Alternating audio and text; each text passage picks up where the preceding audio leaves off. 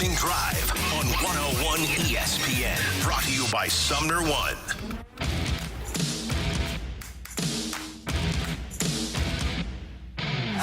Guess what day it is, huh? Hump Day! Good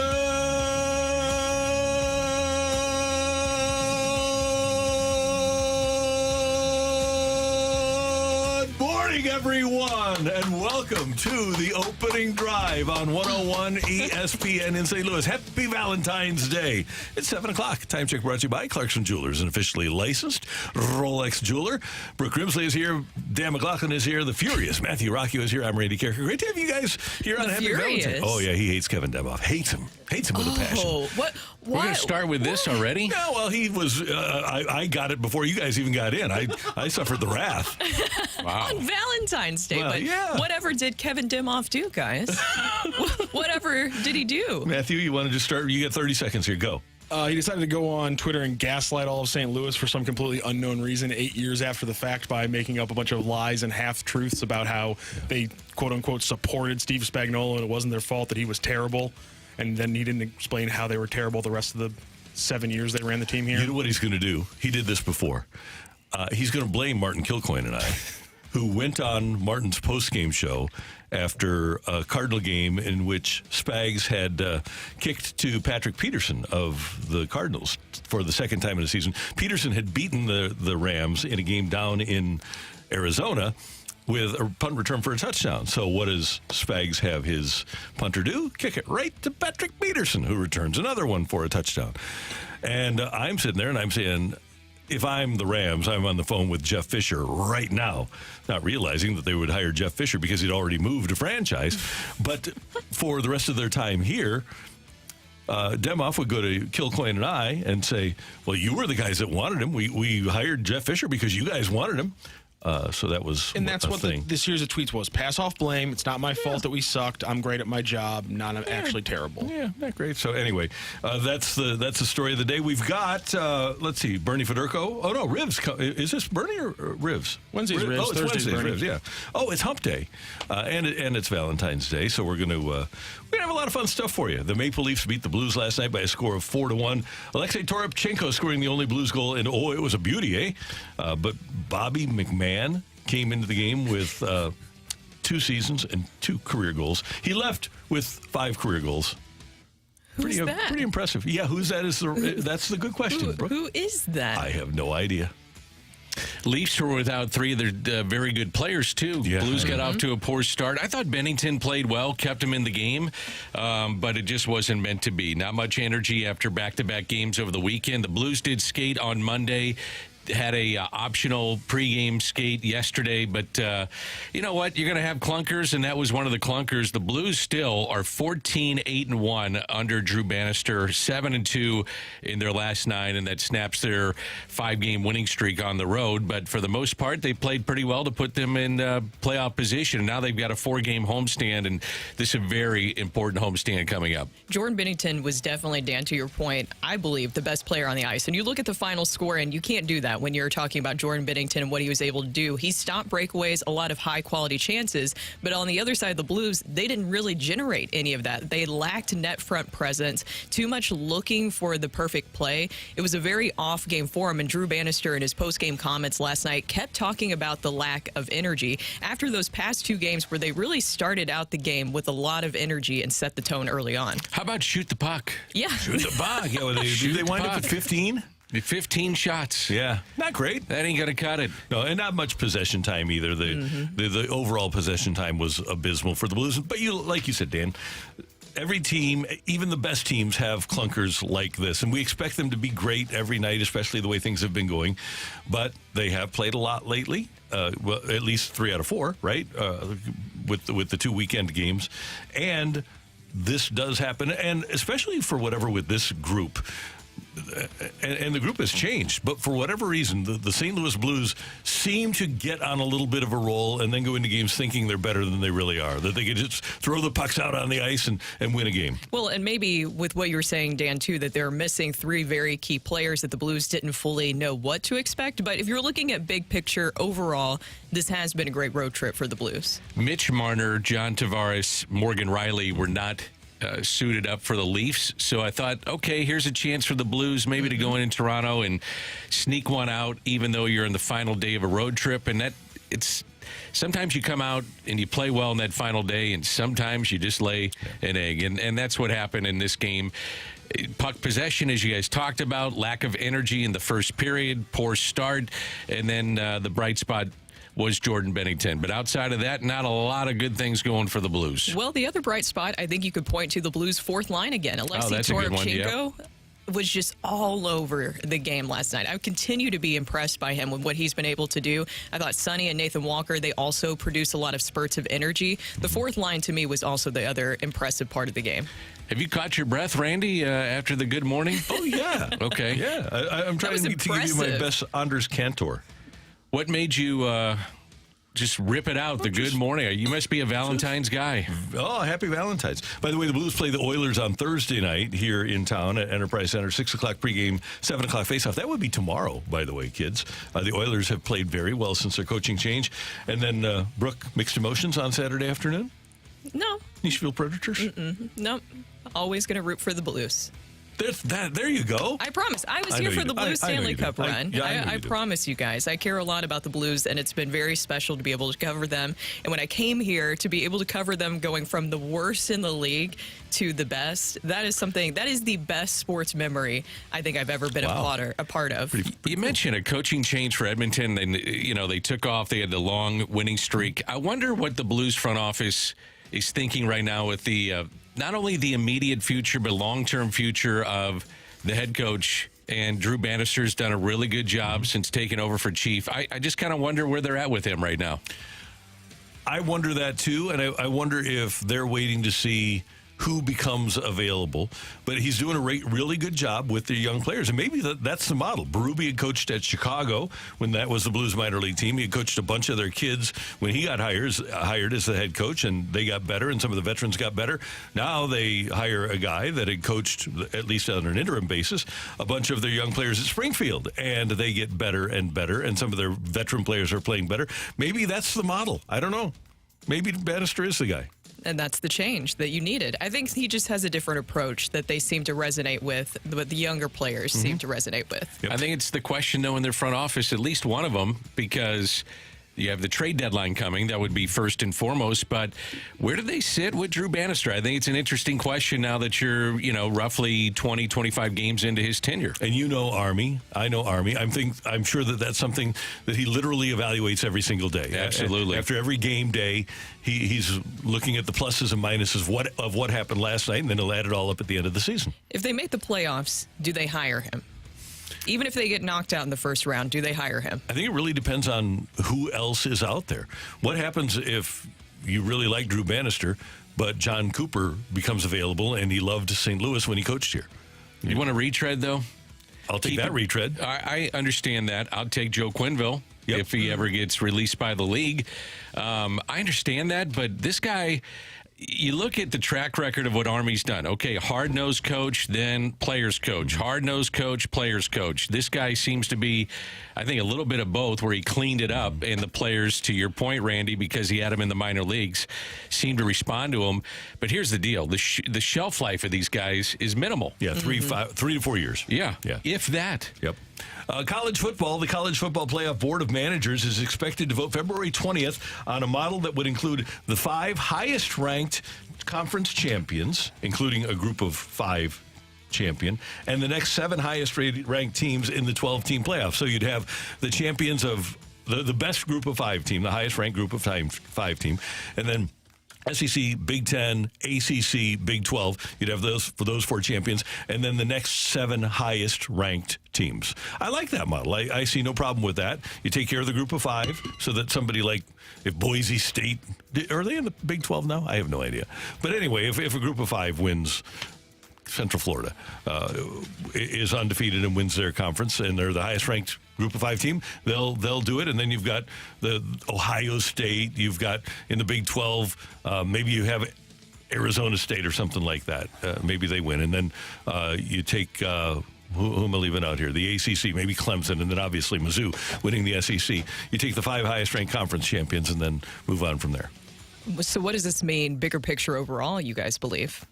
Well, it's going to enhance the dominance of the SEC and the Big That's Ten. what I was thinking. Yeah. There are just more opportunities to win this thing. I was listening, going, okay, there'll be a ton of teams from those two conferences, and that's how it plays out anyway. I mean, what's the difference now?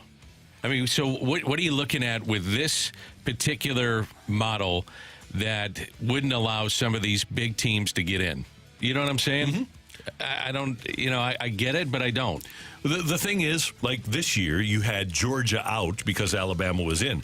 Now you have the two best SEC teams, or the 3 or 4 best SEC teams, and the one that doesn't have injuries and that is playing the best has the opportunity to participate in the tournament. So this is the Florida State effect for what happened. Yes. Okay, Yeah. got you. Yeah, exactly. And let's see, Tiger starts playing tomorrow at the Genesis Invitational. So Tiger is back with the new duds, and it'll be Sunday Red. Sunday Red, yeah. So he is the needle for golf. We all know that. And I'm excited actually about watching him play. I'm excited to watch him play. I was showing you guys a video yesterday of him walking over to get ready for the Genesis Invitational, and he looks almost like he did when he was training. Remember, to be a Navy SEAL back in the day? He looks in great shape right now. He's going to play, I think, once a month. He's going to pick out one tournament a month. That's what he thinks that his body will allow. He's trying to chase the all-time record in wins. I don't know if he gets there, though. It's going to be tough, but why would you bet against him at this point? Yeah, you don't Never bet against him. No, it's going to be fun. I'll bet you they will outrate. I bet Liv doesn't even play this weekend, do they? But I don't know. That's the other thing. I don't know with their schedule. They only play 14 times, right? Something 14 like that, 16, yeah. So Do you ever see any promotionals for Live or anything like that? Social media? not really. No. No. Not much. Start promoting. Maybe they just don't have the budget for it, Brooke. I think they have the budget. That's the thing. I see the individual players on their social media. Yeah. They do, but for the general public, like commercials or saying we'll be at event X, you don't really see that. No, you don't. No. Yeah. It is the opening drive on 101 ESPN. It's Hump Day and it's Valentine's Day. If ever there was a day for you to ask Uncle Randy, this is the day. Text in 314-399-9646, 314-399-YO-HO. It's a day of romance. It's a day of love. It's a day where you might need a little bit of help because you've messed up and you're down to the wire in terms of figuring out what to do romantically. Well, Dan is here, Brooke is here, Randy and Matthew are here, and we're here to help you here on 101 ESPN.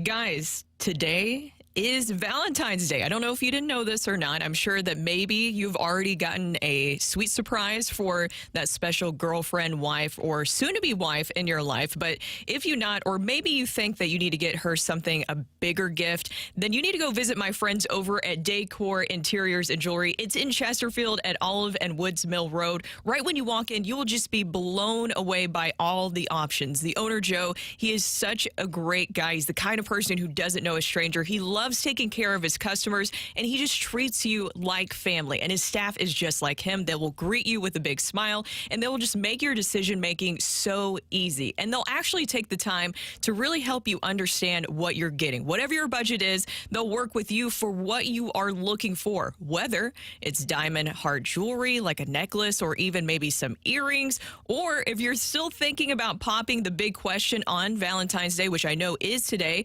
or maybe a little bit later this week, Decor is the place to go. It's where I got my engagement ring, and I absolutely love it. I get compliments on my ring all of the time, and they can size and set your ring in just 24 hours. That's the kind of unique and special service I was telling you about. So stop by Decor's showroom today and tell them that I sent you. Decor, always unique and always affordable.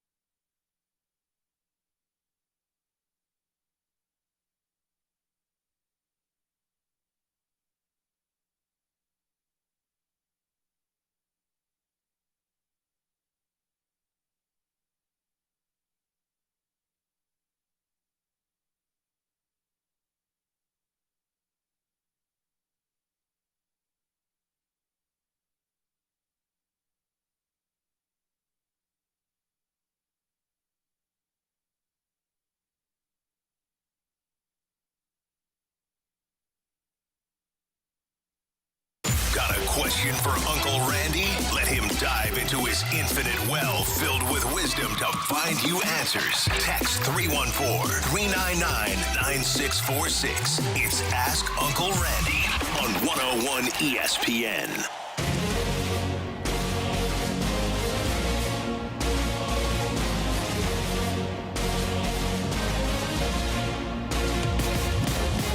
I've been around, you know. Happy Valentine's! It is time for Ask Uncle Randy here on 101 ESPN. If you haven't texted in yet and you have a question, this is serious business today, kids. 314-399-9646, 314-399-YO-HO. So if you have a Valentine's Day question, now's the opportunity to get it asked and answered at 7:18, and we can take care of you so that by the end of the workday, you're golden, all right? So here we go. Matthew, what do you got on the old text line?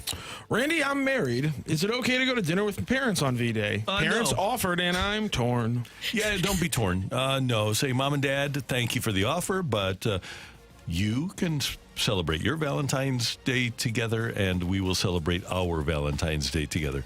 No, not the play. Sorry. No? No. Are you saying that it could kind of kill the romance of Valentine's that's Day? a possibility, yeah. Ooh, yeah. Whining and dining with your parents. Yeah, so. I do get it. I appreciate sometimes when you go with your parents, you get a free meal out of it. So I do understand that aspect of it. But for the romance factor, Now, it might be a little bit of a buzzkill. Here's another aspect to this. If you have neglected to make reservations, and pretty much every reservation is taken for Valentine's Day, and you have the opportunity, if Mom and Dad have invited you and you screwed up by not getting a reservation, that might be the only circumstance under which you take it. But still, no, I would not do that. I would get the heart-shaped Emo's pizza today before I would go out to dinner with Mom and Dad. You're just a romantic, aren't you? Oh, the heart-shaped pizza, brother, yeah. Yeah. You know it. Follow-up question for you. Do you ask your parents if you can overtake their reservation and say, hey, I'll make it up to you later? Yes, you do. Yeah, they've had plenty of Valentine's Days. You know, they can, it's going to be a beautiful day in St. Louis. They can do something on the grill. Get a couple of ribeyes. Heart-shaped Emo's pizza. Heart-shaped Emo's pizza. That's right, yeah. By the way, 657-80 is no longer our text line. It hasn't been for a year and a half, but I just said it. 314-399-9646. Yo-ho. Sorry. You were ready to do it. Want me to do it again? I was. Do I do it? Okay. I messed Sure, up. yes. 314-399-9646. 314-399. Yo-ho. Does White Castle still do the tablecloths and the china and everything? That's a good question. Text in and tell us if if you're a White Castle employee, tell us if that is indeed the case on Valentine's Day. Parents, stop being weird about your kids' relationships. Just butt out. Jesus. That's such a weird move by the parents to let's make reservations for our kid on the 14th. That makes sense. Yeah. Dear Uncle Randy, I have reservations at Twisted Tree tonight and then tickets to see Mamma Mia at the Fox. But my wife still says I need to get her a gift. Yes. Why? Because I'm with him on this. She needs something that she can see after Valentine's Day. Head to Schnucks. Go to the spectacular florist at Schnucks. They have great deals on flowers right now. They have great deals on balloons. She just needs something that she can see. Dinner is great. The show is great. But she wants something that she can wake up tomorrow morning and see. And so, yes, she does deserve a gift. And whether it's flowers or candy, if she eats candy, whatever it might be, yes, get it for her. Did you get Joan anything? No. Randy. So why are you giving so much advice if Uncle Randy did not help that out? Dan? Yeah. I've been around, you know. I know, but still, you got to give the wife something. Well, that's what the advice I'm giving. So the Uncle Randy gives advice. I'm old. But Randy Carricker doesn't follow through. Well, I'm old. All right. What else you got, Rock? You can do something later, Randy, right? Yeah. Yeah. Too late. That's it. And Joan's listening. The moments pass. Quit toying with your food on the air. Dear Aunt Brooke, I have a limited budget. I want to get my girlfriend a new Blues jersey or spend that money on a nice dinner. What is your thought? Ooh. Chinese jersey. Well, I'm guessing if you're getting her a jersey, then she is a big Blues fan. A fan. A big Blues fan. I personally would like the jersey because those jerseys are pretty pricey. Mm-hmm. So I think that would be a very nice gesture. Yeah, I would do the Blues jersey. I think the nice dinner, you could do that any other day, but the Blues jersey seems to be really special, especially if that's something that she wants. Is that the right play, you guys? What do you think? Maybe that's just me being like a sports fan, but sure. You don't think so, Dan? No, I'm just listening to Uncle Randy. I'm listening to Cousin Brooke. I'm just taking it all in. Yeah, no, I would say that, if a Blues jersey this has become a gift holiday. And if this is a desired commodity, then it's absolutely something like a Blues jersey is great. No doubt about it. She'll be very excited. Yeah, it doesn't have to be. That's what we've moved beyond the romantic gift for Valentine's Day. And now it's just a gift. Yeah, you could do that and maybe dinner another time. Yeah. Or maybe something simple at home. Yeah, so something simple at home is great. It means more. Day of service, as you say, Brooke. There you go. Yeah. Acts of service. Yes. Active service. Mm-hmm. And one active service begets another active service. I like this one because... Randy. Randall. Stop. I like this one because it pertains to a wide swath of people in St. Louis. Dear Uncle Randy, since it's Ash Wednesday and I can't eat meat today, I'm in a pickle. My fiance wants a steak dinner tonight, but I can't eat meat. Do I just eat everything besides the steak? Yes, you do. Now, can you do fish? Yeah. They get a sword. Do the steak, and by the way, I think tomorrow is steak day. But do the steak for your fiance. Why are you looking at me like Nothing. that? I'm not acknowledging anything you did there. Nothing happened. But Randy. So here's the play. Just get your favorite fish. Get some swordfish or some ahi tuna, and do that up on the grill as you're doing the ribeye. And you can have a thoroughly enjoyable meal, even though you don't have the steak. Fish fries are very popular this time of year. Are they doing them on? Do they do them on Ash Wednesdays? Well, you can't eat meat on Wednesdays. But fish, even fish. You can eat fish. But do they do fish fries on Ash Wednesdays? I don't think so. Mostly it's on Fridays. Yeah. They really should, though. I don't know why schools aren't. I don't know why parishes aren't cashing in on that. That's a smart play, Randy. Uncle Randy, my girlfriend of 7 years broke up with me a month ago. This is the second time she's done this. Ooh. She said she's moved on, but she's the love of my life. Do I keep fighting or move on? 7 years and she's broken up with you twice. I'm saying that the future probably is not a strong one. I would say that it is probably a good idea, as painful as it might be for you. I think it might be a good idea for you to move on. Oh, that made me so sad. Yeah. I feel for him. I do too. I really do. But yes, that is the best advice.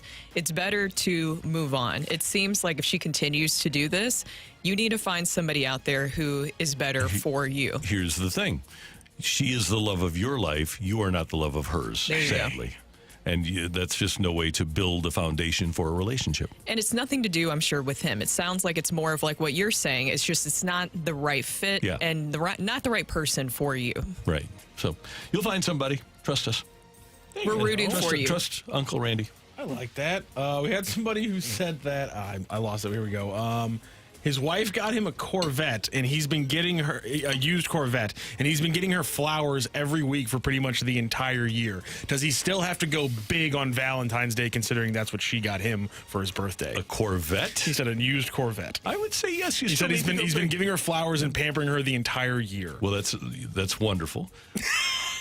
But yeah, I would say that a Corvette probably deserves. And he's taking her to Jamaica. Okay, now we're talking. Oh, wow. That was the other caveat. Sorry, I had to find the text. Then I think that here's the thing. If you buy her flowers and pamper her, you should be doing that all the time, whether you have a Corvette or not. True. So, flowers, candy, little gifts, gift every day. Not a bad idea. So I would say to you that continue to pamper her every single day. Make every day Valentine's Day. But then the trip to Jamaica is awesome. But you know what? If you have a Corvette, it's not a big deal to buy her flowers on a regular basis, to take care of her on a regular basis, to leave her notes on a regular basis. No, I think that the more you feel loved, the more that you both will enjoy the relationship. Seems like you got the wherewithal to do all that. Yeah. Corvette and multiple Jamaica. gifts. Yeah. Going to Jamaica. Yeah. Wow. Why not?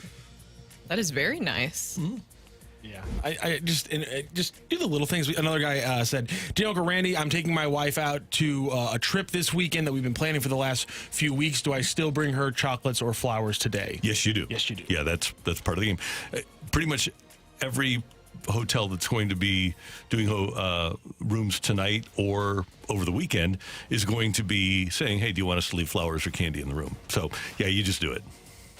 Randy, I don't have a girl. Is today a good job to go to? Is tonight a good time to go to a bar and look for a rebound? Probably not. No, I don't. And Brooke, you might be able to weigh in on this, but I don't think that you're looking for somebody. This is an established romance day. Maybe what you do is set the tone for your next relationship by going online to one of the online dating sites and trying to lay the foundation for a new relationship Dating there. app? Yeah, but I don't think a bar tonight is necessarily the play. Well, sometimes there's some bars and restaurants that do single events, so it's not exactly a terrible idea because I never worked. heard that. Yeah, and it's something just kind of an anti-Valentine's Day thing. The bar I used to work at back in the day, they would have this. We had this thing where you could bring in a picture of your ex and rip it, and we'd give you a free drink for that. That's Okay, that's awesome. good. I like that. Okay. So, yeah, find one of those places. I wasn't even aware they existed.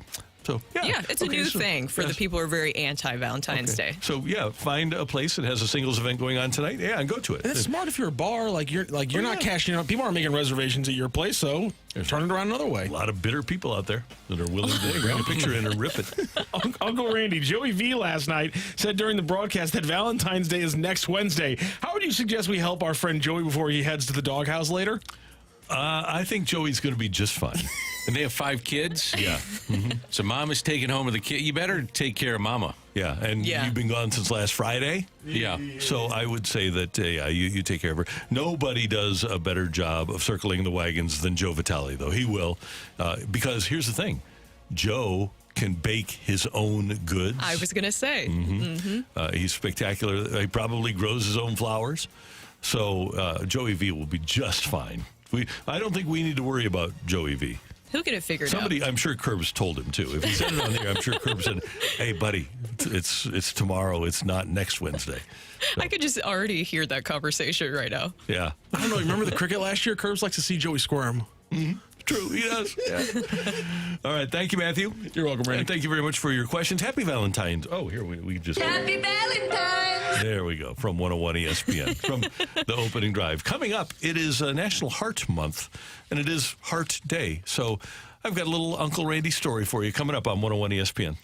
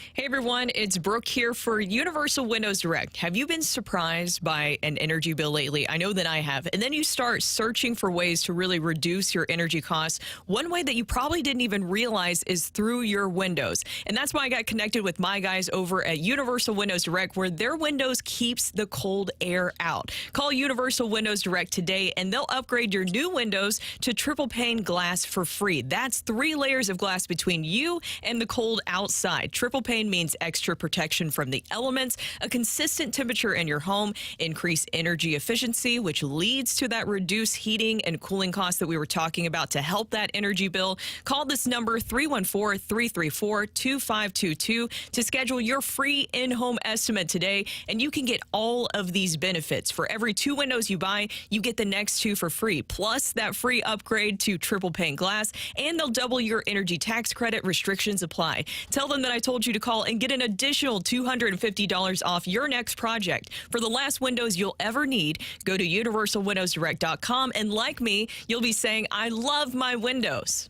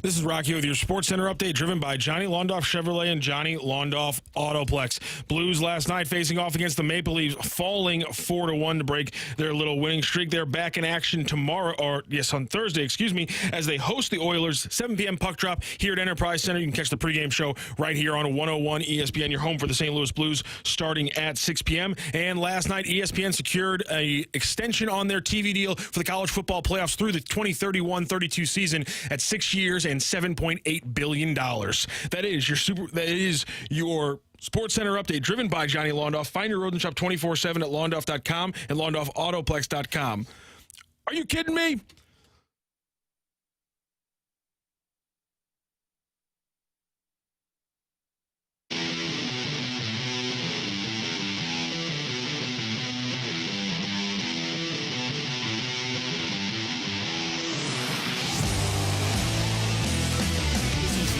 Seventh American Heart Month, and I come from a family where there's no history of heart issues at all. It's amazing how my parents and grandparents never had any heart problems, and that's why every year I like to tell this story, because when I was 49, December of 2010, I'm walking in to do the pregame show for a Rams-Chiefs game at the Dome.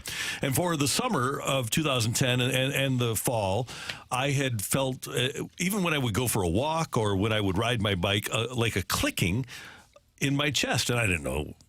I didn't think I had a heart problem. I thought maybe I had heartburn, drank a lot of soda.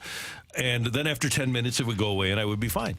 So it started to get worse, and I started to have a shortness of breath. And as I'm walking into this game against the Chiefs, I literally can't walk anymore. I'm completely out of breath, and I had to sit down outside the Dome for about 5 minutes and then get back up, walk back in. And I made an appointment immediately with my doctor. He said, let's just do a stress test. You're only 49, but let's just do a stress test just in case. So on Christmas Eve, I'm doing a stress test, Christmas Eve of 2010, and I'm on the treadmill for about 5 minutes, and the person that is conducting the test, it's only me and her, and she smacks the button on the treadmill, and the treadmill stops, and it was like an FBI raid.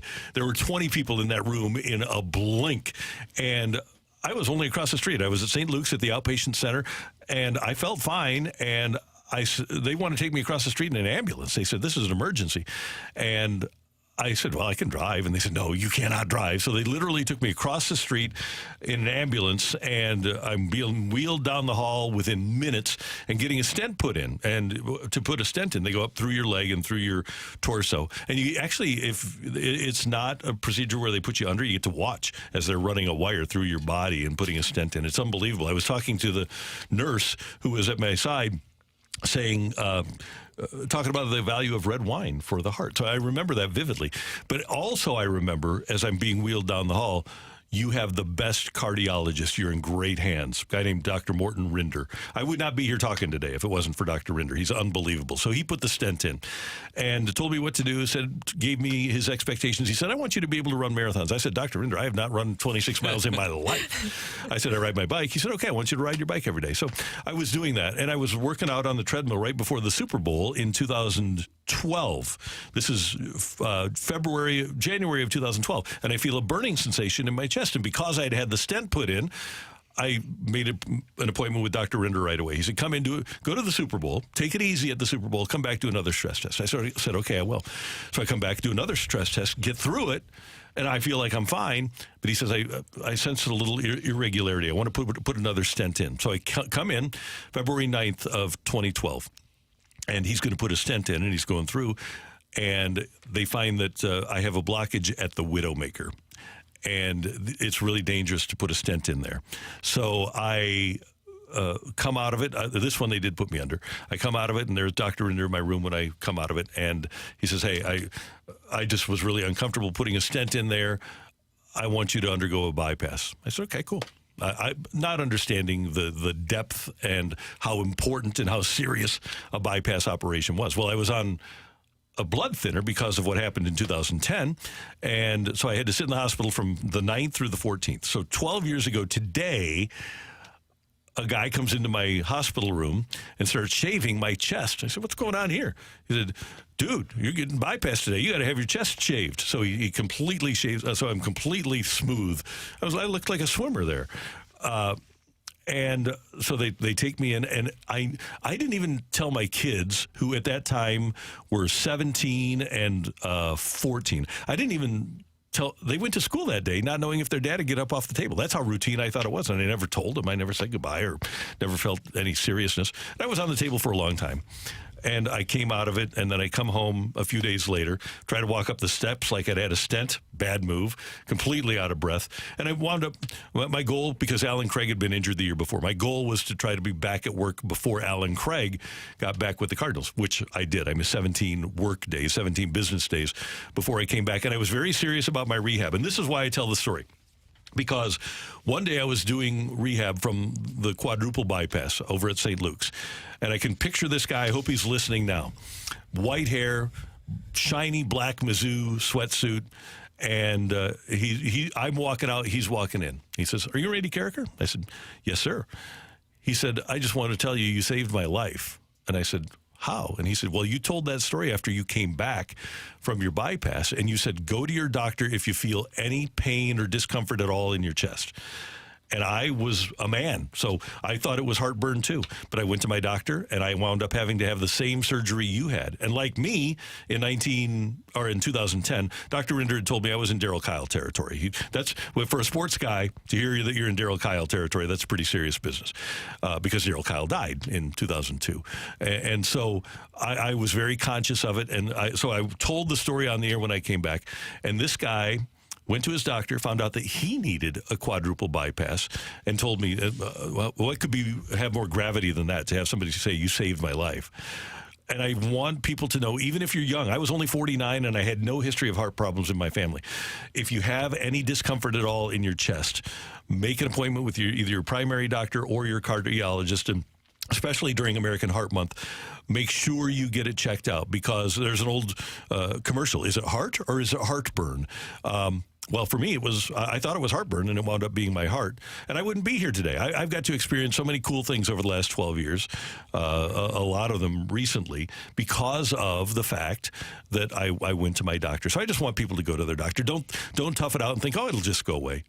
Use your doctor. They're there for a reason. I think especially for men, when you're talking about men and that mentality is, oh, I can just push through this, right? Yep, you have that societal pressure of just saying, oh, I can push through this. This is just heartburn. This is not a big deal. And I think that's why it's so important that you tell that story, because it is hard to decipher the difference between heartburn and something as concerning as what you just went through. Right. And one other thing, you find out who your best friends in the world are when you're in the hospital. And Dan visited me on a regular basis, Mike Claiborne, the late, great Demetrius Johnson, Frank Cusimano, Spags, who had just been fired by the Rams, and I think he was moving and came over. You find out who your very best friends are, and I will never forget those guys sitting in a chair at the end of the bed being there for me. And Dan, I really do appreciate it, and I'll never forget it. Love you, buddy. Love you too. It's a great story. I've been on the air with you, I think 3 different times, including today when you tell that story, and it resonates. You know, I'm 49, so I think about it, and I know there's a lot of people that are my age that would do what you did, which is to think that, well, I'm fine. Mm-hmm. You know, something's going to happen to me. I've been healthy all my life. You know, go get checked. Yeah, and if I wouldn't have had the shortness of breath, if I wouldn't have had to stop and sit down at the Dome, if I would have just had that click, I probably wouldn't be here today. If it's just the click, and I don't, and Coach Venturi, by the way, said you better get to a doctor. So we were doing the pregame show together, and. It was weird because I know now, looking back, that I had a problem with the heart for a long time, but I didn't realize it. I didn't think about it. I didn't, like you said, Brooke, I didn't believe it, but I did. And so that's my advice. Uncle Randy gives you that little bit of advice because it's we want you here. We need listeners, and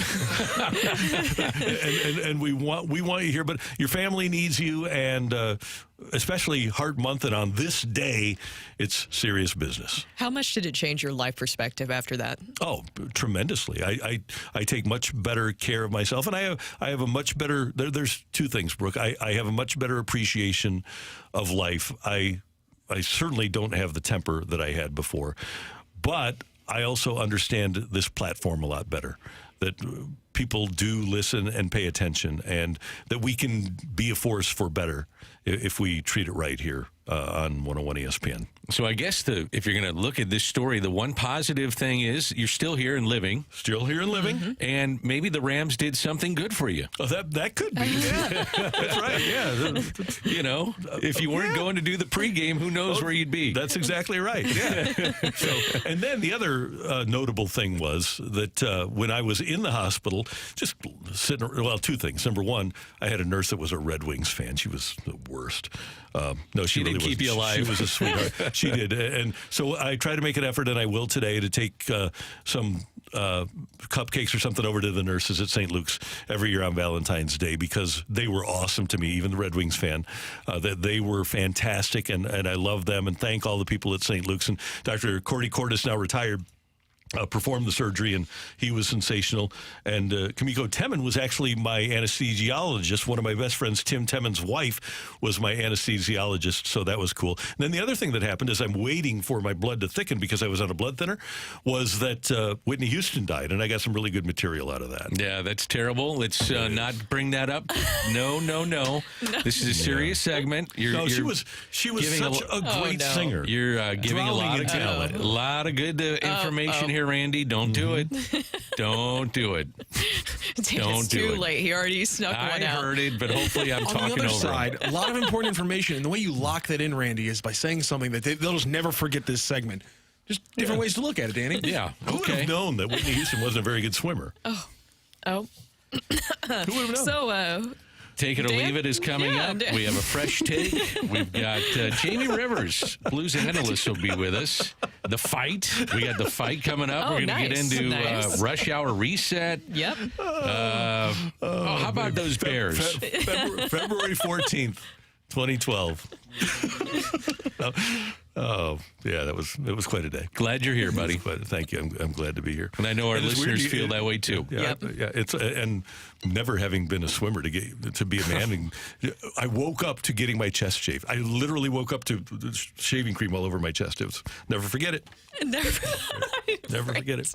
So anyway, guys, take care of yourselves, for your family, and for you, take care of yourselves. All right, coming up next here on 101 ESPN, we do have Take It or Leave It. Send in your text to the Air Comfort Service text line 314-399-9646, 314-399. Yo-ho! Tioli is next on 101 ESPN.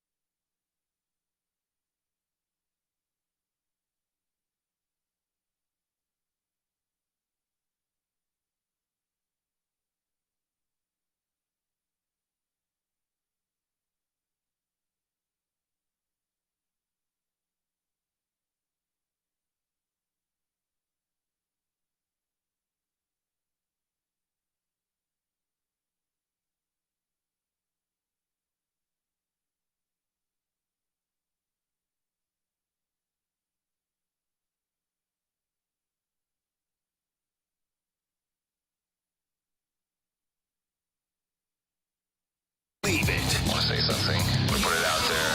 If you like it, you can take it. If you don't, send it right back. Get your text into 314-399-9646 and give us your Take It or Leave It. Brought to you by Gloria Lou Realty. Visit GloriaHasTheBuyers.com and start packing. That's my final offer. Take it or leave it.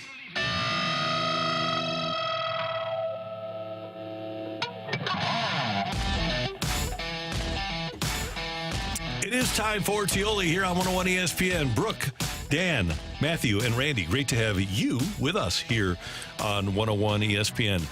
Take it or leave it, guys. You believe that I wore this red on purpose today. Oh, I'm going to take it. No. I almost said it earlier in the show. I'm going to take it. Leave it. See, there you go. And, oh, by the way, the Air Alliance team heating and cooling video cam, the studio cam is on right now. And you can see us if you just go to the YouTube and type in 101 ESPN STL. And you might as well subscribe to us while you're there. But, yeah, I wore red today because it's Valentine's. But you didn't get Joan any there. Happy Valentine's! You're telling there's everybody a lot of time left. A lot of time left. Hey, Dan. Uncle Randy was sitting there saying, "You better get something for your loved one," and Uncle Randy did not. A lot of time left. Well, I will say, That's true. Dan, that Randy was working hard yesterday on making a certain reservation. I don't want to reveal too much. A certain reservation for today. And I'm telling you that everything is packed. Yeah, you said yesterday that if you don't have your reservations in now, you're not going to dinner. Mm-hmm. And now you're still trying to make reservations. No, I'm not. I made other plans. Let's put it that way. Okay, good. I will say that somebody replied earlier to your White Castle question on if they're still doing that Valentine's Day special, and somebody who works at White Castle says that they are, and if you need a reservation, let him know. Oh, there you go. Okay, thank you. So you have an option there, Good, Randy. I like that. So take it or leave it, guys. Wide receiver for the Vikings, Justin Jefferson, wants to know the team's plans at quarterback before committing to a long-term contract. And he has said multiple times that he wants Kirk Cousins to stay in Minnesota. Take it or leave it, Kirk Cousins will re-sign with the Vikings. I am going to take that. I'm going to take it, too. He's even said he would accept less to stay in Minnesota, so that tells me that he'll come back. Yeah. Coming off the Achilles, and he's going to be 36 next season, I believe. But yeah, give him another 3-year deal for a guaranteed $90 million and go from there. What about Justin Jefferson, though? Apparently, he's also asking for a pretty big payday soon.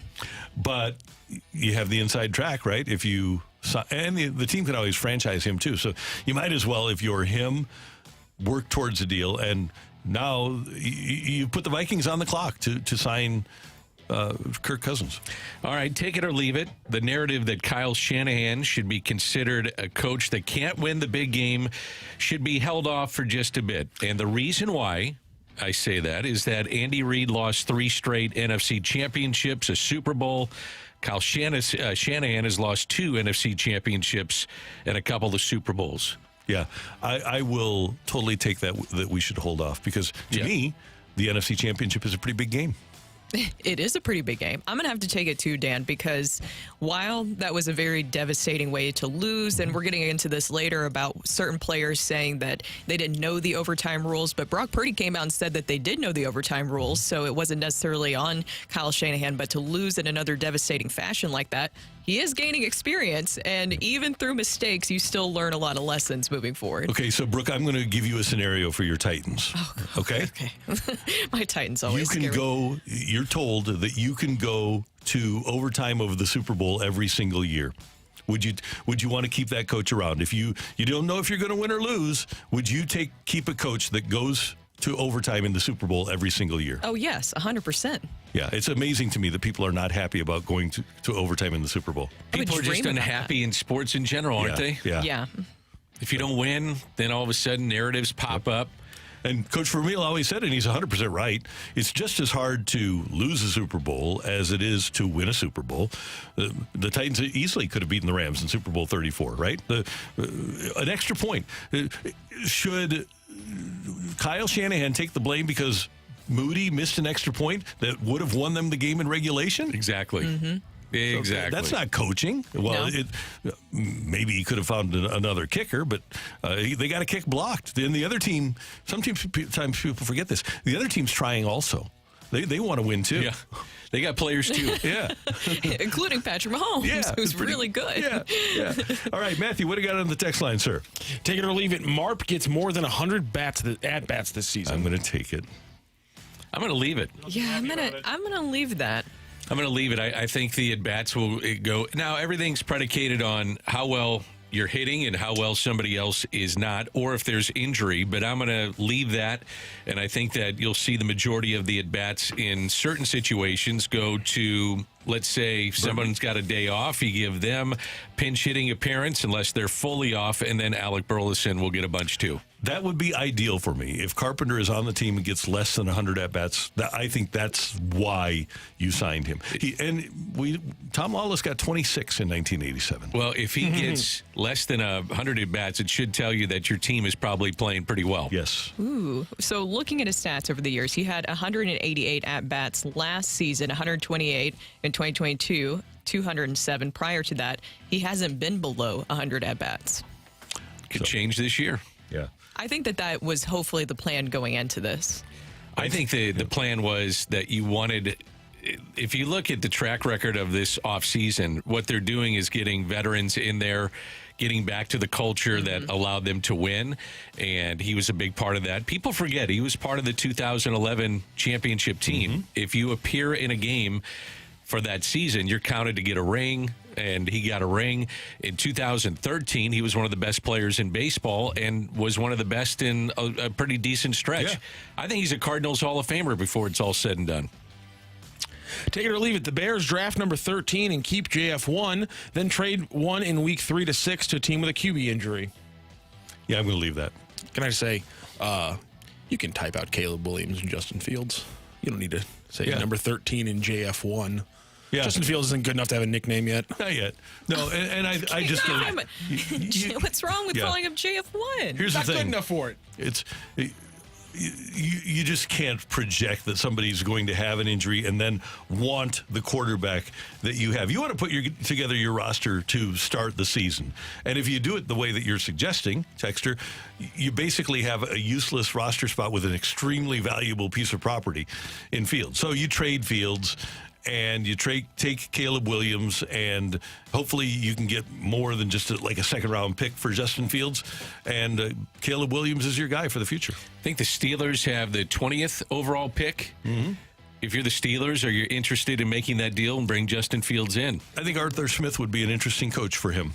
I would be very intrigued by that if I were the Steelers. Yep, me too. That makes a lot of sense to me, honestly. Yeah. I really see that being a good fit for him. And also another counter argument. When you're talking about he's not good enough, Rocc, to get a nickname, have you listened to a show? Sometimes we give a lot of guys nicknames who necessarily aren't the best. Marp. He already had that one when he was good. Tomater. Tomater. Yeah, that's true. not exactly like the same kind of nickname I'm talking about here, Brooke. One other thing. How about Atlanta for Justin Fields? Yes. Yeah. Yep. I looked at the two teams I thought that would be potential fits would be first Pittsburgh because they need a QB, but same thing with Atlanta. And you're right, Randy. If you don't have to give up a huge ransom to get him, I'm still intrigued with him.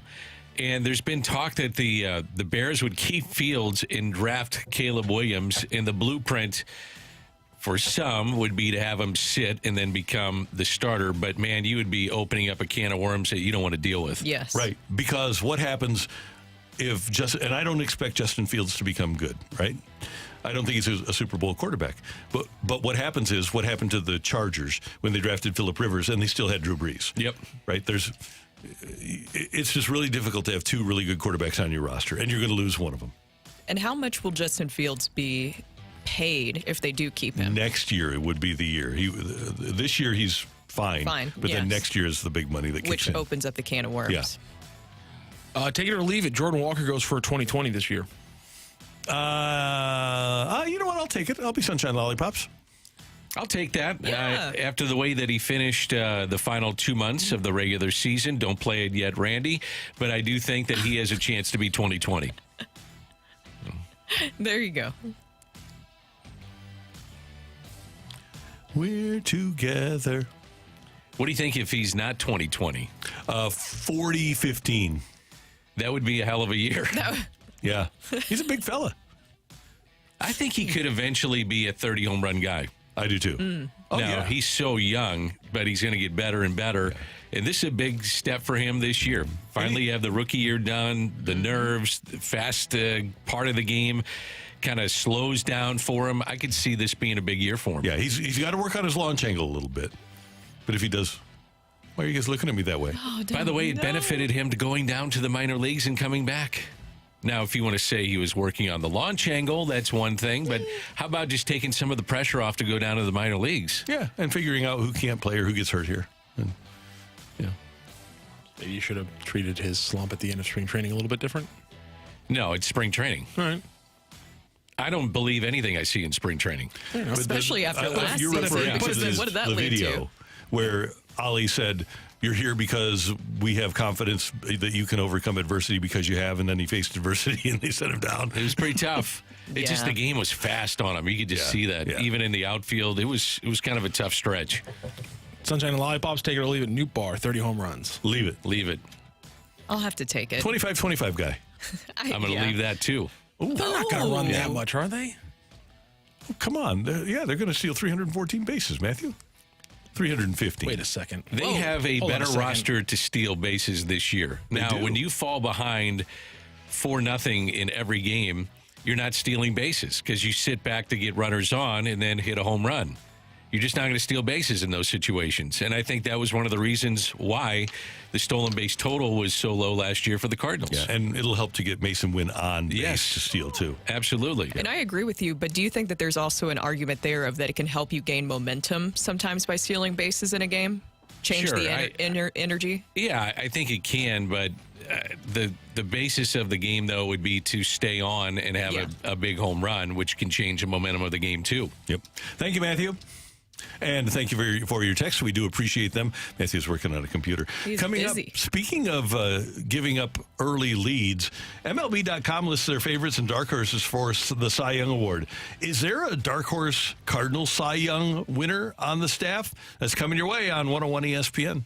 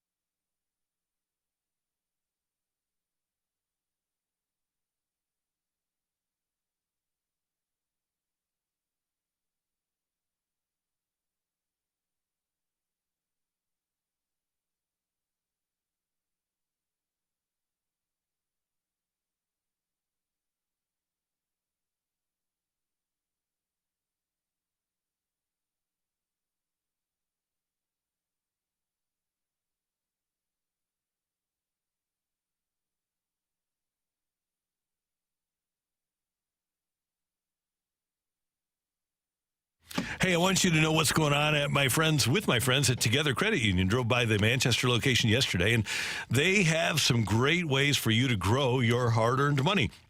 CDs, certificates of deposit, are attractive investments for new and experienced investors because the return on your investment is fixed and it's guaranteed. And right now, Together Credit Union is offering two fantastic CD promotions.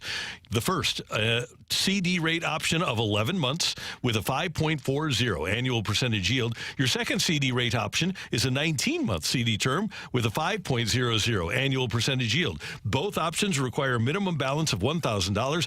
Go to your nearest Together Credit Union branch or visit togethercu.org to learn more. And while you're there, ask about their incredible Together Credit Union St. Louis City SC debit card that allows you 10% off food and drinks at City Park, 10% off merch at the Pavilion store, and most exciting, express entry into City SC matches. Early withdrawal penalties apply and may reduce earnings on the account. Rate offers are accurate as of January 18th, respectively. Rates are subject to change without notice. Other rates and terms available. Membership eligibility required. Federally insured by the NCUA.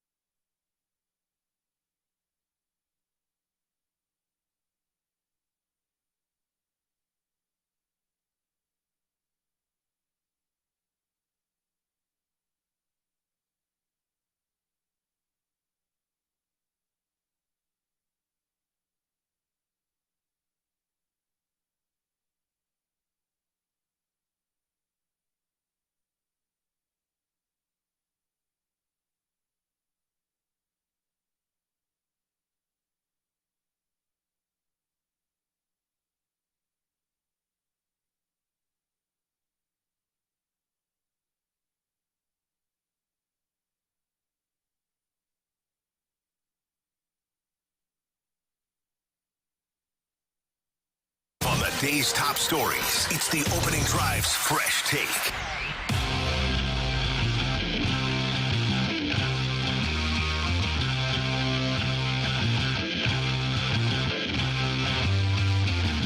Welcome back. Brooke, Randy, and Dan here. And our Fresh Take today is a big question. MLB.com lists their favorites and dark horses for the Cy Young Award. Which Cardinal guys do you think is a dark horse for Cy Young consideration? And look, honestly, when I was doing some prep work for this last night, I was really struggling to even think of a dark horse. Is that a bad thing, or is there some guys that we should be looking at? That's a bad thing. It's got to be Sonny Gray. Yeah, you know, AL Cy Young runner-up, Yeah, $75 million guy. Second to Garrett Cole. Let me just give you the resume. It's fantastic. It is very good. Second to Garrett Cole in the American League Cy Young a year ago. Third best ERA in all of baseball to Blake Snell and Garrett Cole. Home run rate was first among Major League starters. .319 percentage against Gray. Second lowest against any Major League starter.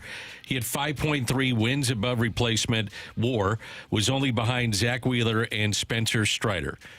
That's a hell of a resume coming into this season. Now, the concern would be he's 34, and he's averaged only 146 innings pitched over the past 3 seasons. That would be my concern, his age and the lack of innings. And we're talking about a dark horse for a Cy Young, and he's not on that list for MLB.com. He would be your dark horse. But one of the reasons that they didn't have him on there, one of their rules was that you could not have received Cy Young votes last year. Oh, okay. Because that makes you more of a dark horse. Oh, okay. So now we're talking about a dark horse. Dark horse, yeah. Dark horse. Is there a reliever possibly? Now, the last reliever to have won a Cy Young, I believe, was Eric Gagne back in 2003. So it's been a long time, but is there a reliever that could possibly be a part of this conversation? And he did it so naturally.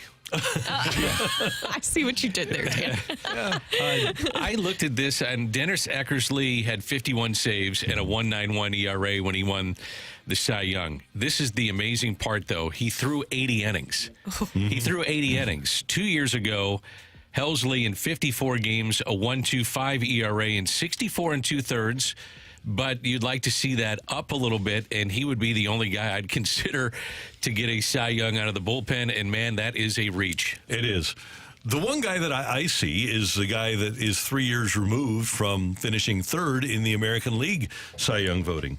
Lance Lynn was 11-6 a couple of years ago, 3 years ago, with a 2.69, threw 157 innings, struck out 176, and he's really not that much different at 37 than he was at 34. Last year, he displayed the same sort of stuff that he displayed when he was third in the American League Cy Young Award voting. So he's the one guy.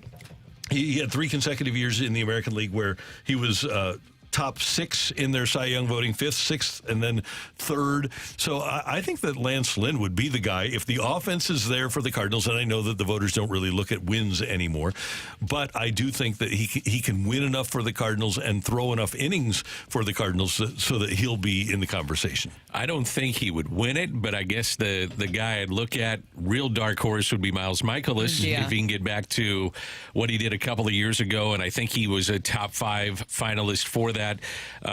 But he's on, off, and I think this would be the on year for him. So we'll have to see if Miles Mikolas could get in that conversation too. Yeah, he was top 6 in his first year back in 2018. 2018, and that was when he got back from Japan. Correct. Pitching there. And so that was a great year for him. But Dan, to your point, the on-off is what always kind of concerns me. He did say that towards the end of the season is, this is an off year for me. I typically do this, and so it'll be an on year for me next year. I also think because of how the games went for the Cardinals last year, I would imagine some of these starters felt like, I got to be perfect because our offense is just not where it needs to be. And you put pressure on a starter to say, I got to be perfect, and they weren't. Some of the worst numbers in baseball, but that is something to think about going forward, how you approach a game when you feel like you've got to be perfect and you're just not the same. One of the things about this segment that concerns me is that when I look at teams that I think have a chance to represent the National League in the World Series, they all have a clear number one guy, a guy where you could say, okay, I can see him winning the Cy Young in the National League. Philadelphia has that guy. Atlanta has that guy. The Dodgers have that guy. The Giants have that guy. I just don't think the Cardinals have that guy at the moment. do believe Sonny Gray can be that guy. I hope he can. Having a career year at 34, wonderful. Hopefully he's figured it out. But from people that I've talked to on a national level, especially when he was with the Yankees, he did not handle the pressure of being at a place where he was expected to win well at all. And hopefully that has changed for him. But the expectations in Minnesota are not extraordinary. The expectations in Cincinnati are not high. The expectations in Oakland were not high.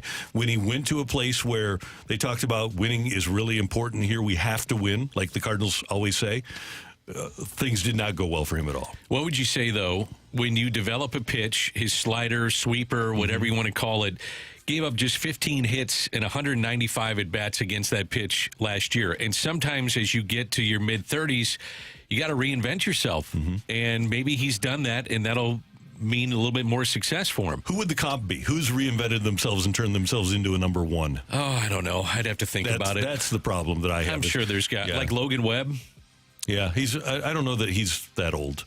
But I hope that Sonny Gray has found the fountain of youth, and I hope that he has found, that he can be that guy, that he can pitch game one of a playoff series against Spencer Strider and shut the Braves down. Well, you get a good example of it in game one of the season.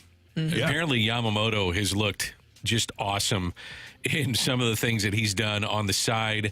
Again, it's spring training. You don't know. But, man, if the numbers for him translate to what's going on with Major League Baseball, he's going to have a huge year. I'm very excited to see Yamamoto. Now, not in that first series, because obviously they're going to be facing the Cardinals, and that will be I don't know how fun it will be to see them facing him in that situation, but I'm excited to see what he'll do. But I have been interested. I don't know, how much do you guys pay attention to all of the beginning stuff of spring training? Do you enjoy seeing all the videos that come out of what the guys are doing? Sonny Gray has just obviously really fully taken charge, which he should, because he's making the big money as the big contract, but it seems like he's just really setting the tone for this spring training. There's always a leader every single year. We know that Yadier Molina has been that guy prior. Then you had Adam Wainwright. From everything that I'm gathering, and it's very early on here, Sonny Gray seems to be the one who's leading the pack a lot in this. Yeah, that's wonderful. It's great. I like seeing that stuff. You don't like to see them? Would I prefer that they had a guy that had a World Series ring and really has known how to go through September and October? Yes, but he is what he is, and that's what they have. So I'm glad that he is taking charge. Charlie Morton became very good later in his career, 817. That's true, but is he a number one? No. Waino did the same thing mid to late 30s, 314. Waino was he was third in the Cy Young voting when he was in 2009. Yeah. So that was a pretty long time ago. I still am excited about Sonny Gray. I am. I'm excited. I think he's a really solid 1A or 2. But my question is, and maybe we have a long time to go, but do I feel comfortable right now with Sonny Gray starting a game against Strider and the Braves, or Wheeler and the Phillies, or Yamamoto, or whomever? I think Walker Buehler will be healthy this year, and the Dodgers. I'm not to that point yet. I don't have that comfort level. Hopefully he'll earn that comfort level with How many teams, though, would have that comfort level against the guys you just mentioned? Pretty much every contender. That's it. So you're saying the Cardinals will not be a contender? I wouldn't suggest that they're a World Series contender at the moment. Okay. All right. That's fair. And then I in 2011, I said on August 19th, on my birthday, that there was zero chance of them making the playoffs. Well, you weren't the only one. Yeah. Coming up next here on 101 ESPN, we are going to talk to our buddy Jamie Rivers. I wonder I guess the Blues are home. Is Rivers going to join us next? He's all right. I'm fired up. Yeah, he confirmed. Okay, cool. That's good. He first told me to leave him alone, but then he confirmed. Yeah, pretty early for him to do that. He's next on 101 ESPN.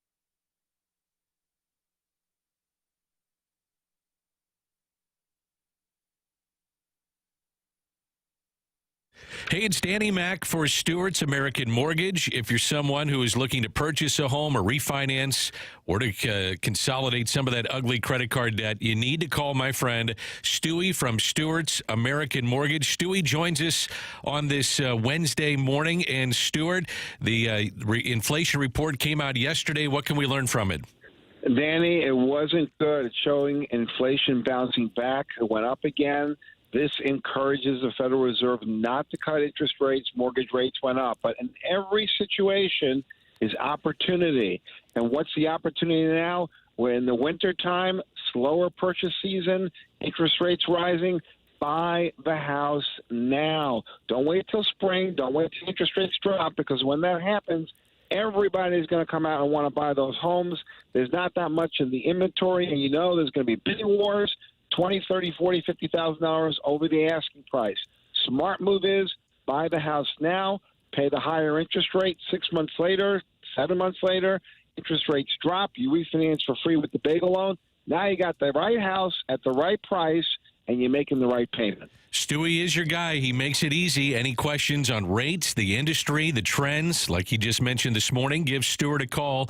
He will answer his personal cell phone, 314-324-4440. Again, 314-324-4440. Or you can Google the Bagel Loan. NMLS number 226715.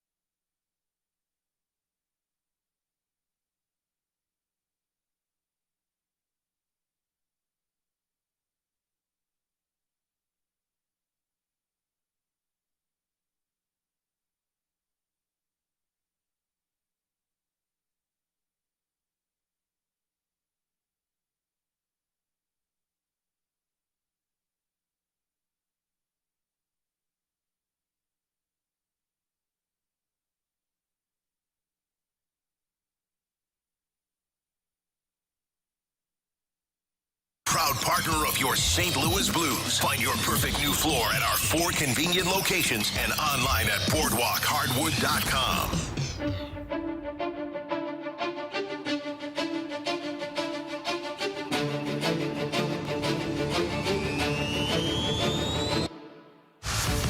The Blues are back home from Toronto after a very successful road trip after the All-Star game and the All-Star break.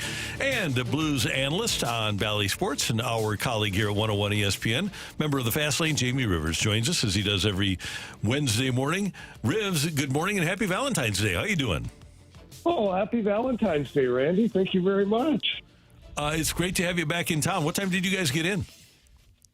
Landed about 1:15, and then, you've got to do the whole customs thing. And so I don't know what time it was I got home, but it feels like just a couple hours ago. Because it was. It was.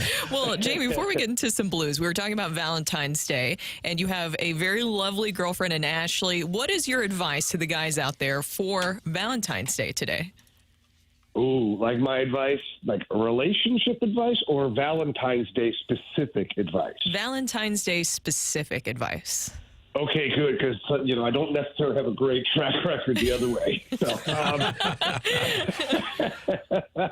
no, for Valentine's Day, my suggestion is to just, focus on doing things that are nice for the other person. I know that sounds like very generic, but things that are nice to them.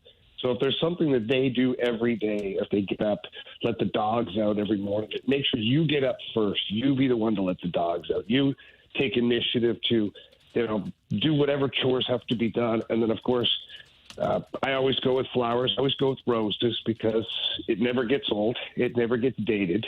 And always make sure that there's a wonderful dinner. And for me, it's more a day of appreciation for the other individual. It's not a fluff day. I think that, people get caught up in it's just a marketing day or a Hallmark day. It really isn't. I mean, because life is going at you pretty fast, and especially in my world where, between Ashley and I, we've got 6 kids, and I've got 3 jobs, and she's got a job, and things are going sideways. I think dedicating one day to just focusing on each other and making sure the other one knows just how much you love them and how much you appreciate them. For me, that's the key to all of it. That is just adorable, Jamie. You probably weren't sure. Welcome, thank you very much. I needed that advice for sure. And now I need a question answered, which is, what happened with the Blues last night? What did you see? Oh, I thought you were going to say, what happened to the 18-year-old Jamie? I should have said that. The 18-year-old Jamie and old Danny Mac had a lot of fun back in the day, so I should have asked you about that. Yeah, there was appreciation, but not quite the same. So this is why we're in better places now. Understood, for sure. So what did you see in the game? I saw a flat team. I just did. The Blues had every opportunity. And you know how this works, Danny. You got a team like the Leafs that their number one defenseman suspended for 5 games. And then right after warm-up, it's declared that John Tavares and Mitch Marner won't be playing either due to illness. So now you've got their 3, 4, and 5 top scorers on their team out of the lineup. I don't know if that had the guys take their foot off the gas at all, or if they thought it would be a little bit easier. But I don't think they expected the beginning of the game to go like it did, where the Leafs, from puck drop, were all over them. Like, honestly, for the first 5 minutes, it felt like the Leafs had pulled the goal and had an extra guy on the ice. And the Blues were just under siege, and they never really regained any – they really never had any momentum in the game. The fourth line was your best line last night. Alexei Toropchenko played another great game. But – and I say this for people to understand, it's great that your fourth line had a great game. I'm happy for them. But it's problematic when they're your best line in a game of importance like that. Makes sense. Hey, Rivs, Dominic Lecision over at The Athletic had the Blues at a 15% chance to make the playoffs. I've got them with my math at 28% chance to make the playoffs. Do you think this is a playoff team? And as you know, my proclivity for great math, so 28% is much more accurate than any computer he has. But are they a playoff team? I don't see how they're not, Randy. Honestly, I look at the teams behind them right now, and those teams are doing the same types of things. In fact, most of those teams haven't strung together the wins that the Blues have recently. So if you look at the LA Kings, they are plummeting. I have no idea what's going on in Hollywood these days, but that team is in trouble. So, that's a team that I'm not really worried about. Nashville, I think they're a very beatable team, but they still find themselves behind you technically in the wild card standings. And everybody else keeps losing games too. And Calgary, let's look at Calgary. They're going to have to sell off pieces because they have unrestricted free agents that have basically said, we're not coming back to Calgary. We're not. And so they're going to have to sell off 2 or 3 of their biggest pieces of that team before the deadline. So that team's going to probably change direction quickly. And Seattle is a hodgepodge right now. You don't know what you're getting with them. So when you look at the teams that are there, I look at the Blues, and they're the most consistent team right now, which leads me to believe with no math, because I'm not even going to try, that they're going to be a playoff team. I think they're going to be right there, Randy. Okay, so you can. I'll put a number out there for you. Jamie Rivers has them at a 94%. How about, is that good? Good number for you? 94.3. I like it to be just a little unique. Beautiful. Well done. You have as much validity as Dom Lucian, so might as well throw a number out there. Well, now, Randy, I would like to think I have more validity than Dom Lucian. There you go. You do. Yes, I will agree with that for sure. Well, of course, we didn't like what happened last night with the Blues in that loss, but just overall looking at the road trip, what were your big takeaways? This group is coming together, man. Honestly, the energy that they had surrounding the group, and I'm not just talking about the games. I mean, the games are one thing, but you guys, all three of you know that there's a certain energy that surrounds a team when things are going in the right direction, when things can continue to go in the right direction. And that's what they've got. Like in practice, they're on their toes, they're snapping the puck around, they're hooting, they're hollering, everybody's having a good time. And when the game time comes, guys are doing their jobs, and you're seeing players do things that are, not maybe out of character, but they're not part of their job description. When Robert Thomas is blocking shots, and then Alexei Torovchenko is scoring highlight reel goals to start a hockey game. There's just a really good vibe surrounding this team. I think the coaching staff is doing a phenomenal job of keeping those guys in the zone. And I just really think that, for me, it feels like a team that's coming together. Ribs, he's kind of a lightning rod in town, but it's Torrey Krug, and he had the 5-point game the other day. When I watch this guy, and correct me if I'm wrong, he competes. I mean, that's one guy that really competes night in and night out. Again, not the biggest guy out there. He's had his struggles at times on the power play, but when I watch him, the dude just flat out competes. Yeah, Dan, I totally agree. I watch Torrey Krug, and even during his times of difficulties, it's not because he's not trying. It's not because he's not competing. It's just there are some times where things don't go right. And last year, we could pick a whole bunch of guys and say last year was bad. When you look at this season, offensively, it was very mediocre for Torrey Krug to start the season. But why is that? Well, because the power play was atrocious. And a lot of guys were suffering offensively because of the power play. Now the power play is finally where it should be. And look at the guys who are thriving with the offensive numbers, and your quarterback of your power play, he's also one of those guys.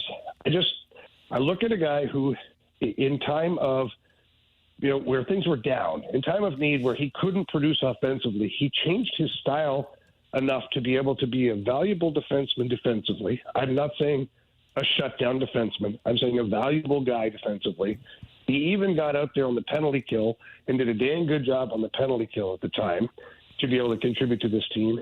And now things are bouncing for him offensively. So I really like what I've seen out of Torrey Krug. I like the fact that he said that he didn't want to leave St. Louis. He didn't want to accept the trade. He came back here under tough conditions, and all he's done since the moment he's come back this season is prove to everybody that he's here to wear the blue and out, and he's going to work as hard as he can while wearing it. Rivs, great stuff as always. Thanks so much for the time, and get a little bit more rest, and we'll hear from you this afternoon in the Fast Lane. You got it, guys. Thanks a lot, man. Have a great day. Thank you, Jamie. That's our buddy Jamie Rivers here on 101 ESPN. Always great to hear from Rivs right after a Blues game. He's a busy man. He's got hockey practices in the mornings for kids, and then he's doing the Fast Lane. He's got the TV work, so he's all over the place. Good dude. A lot of jobs. Yeah. Good dude. Coming up, we've got the fight. Matthew, you need a fighter? Yeah, we do. Okay, good. Let's get a fighter then. 314-399-9646, 314-399-YO-HO. All you need to do is text in your name and the word fight, and maybe Matthew will pick you to fight me on this Valentine's Day. Maybe I'll have a heart for you here on 101 ESPN.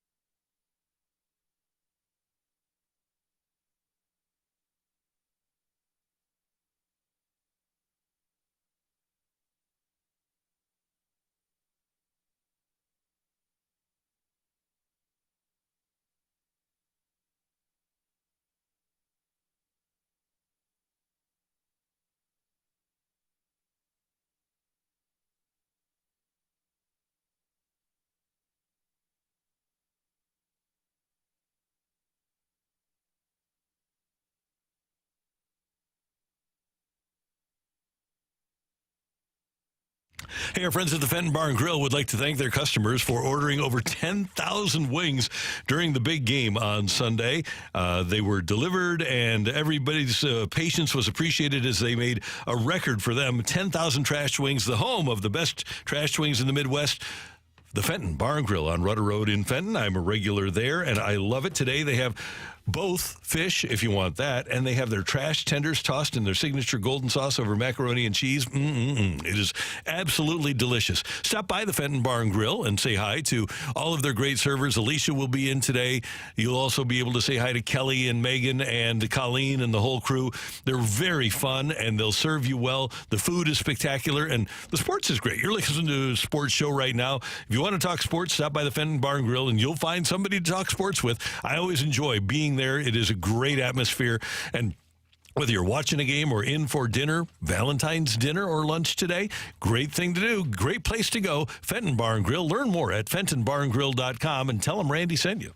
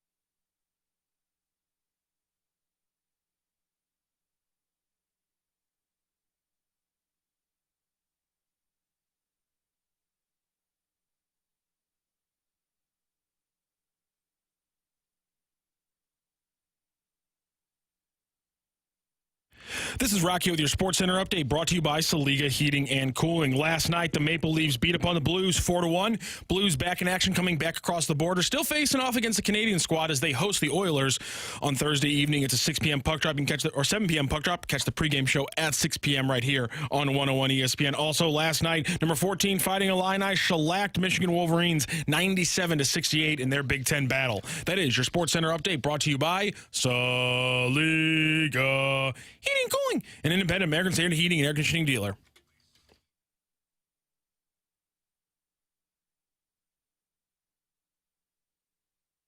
Welcome to the fight. In the red corner, Average Joe Listener. And in the blue corner, the undisputed king of morning drive. Please welcome Randy Carricker.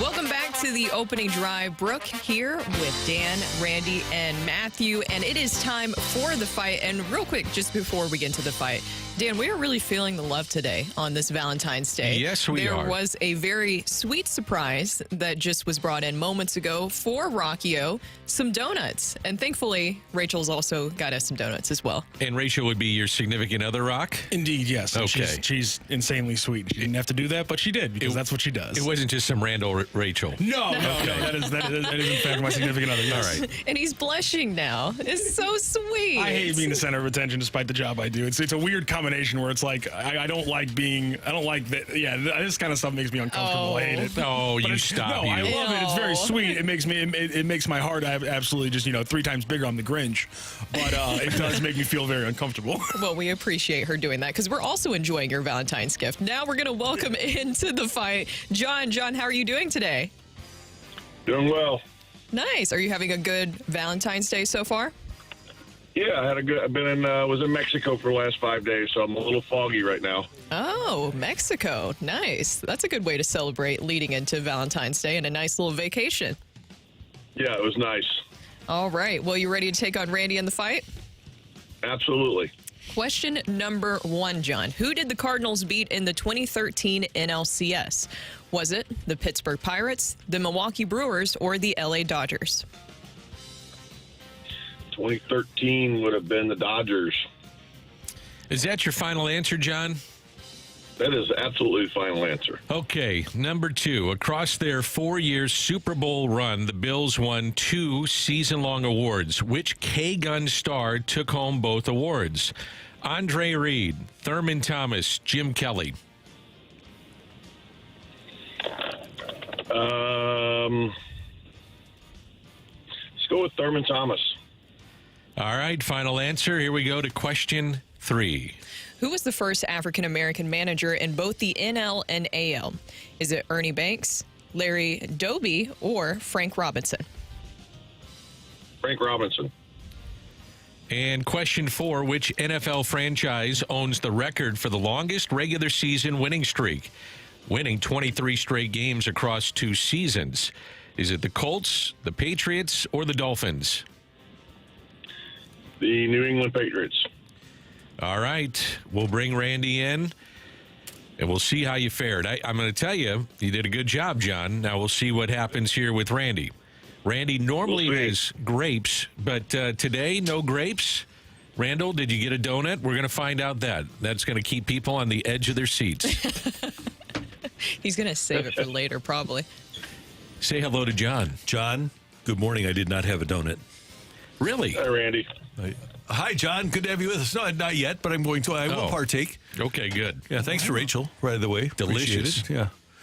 Yeah. Rachel is Matthew Rockio's significant other. We already established that. Okay, good. So Yeah. thanks to Rachel for the donuts. I said appreciate them. She wasn't just some random Rachel that dropped off donuts. No, it was Rock's significant other. Exactly. That is a very important clarification. Yes. All right. You ready for question number 1, Randy? I'm ready. Who did the Cardinals beat in the 2013 NLCS?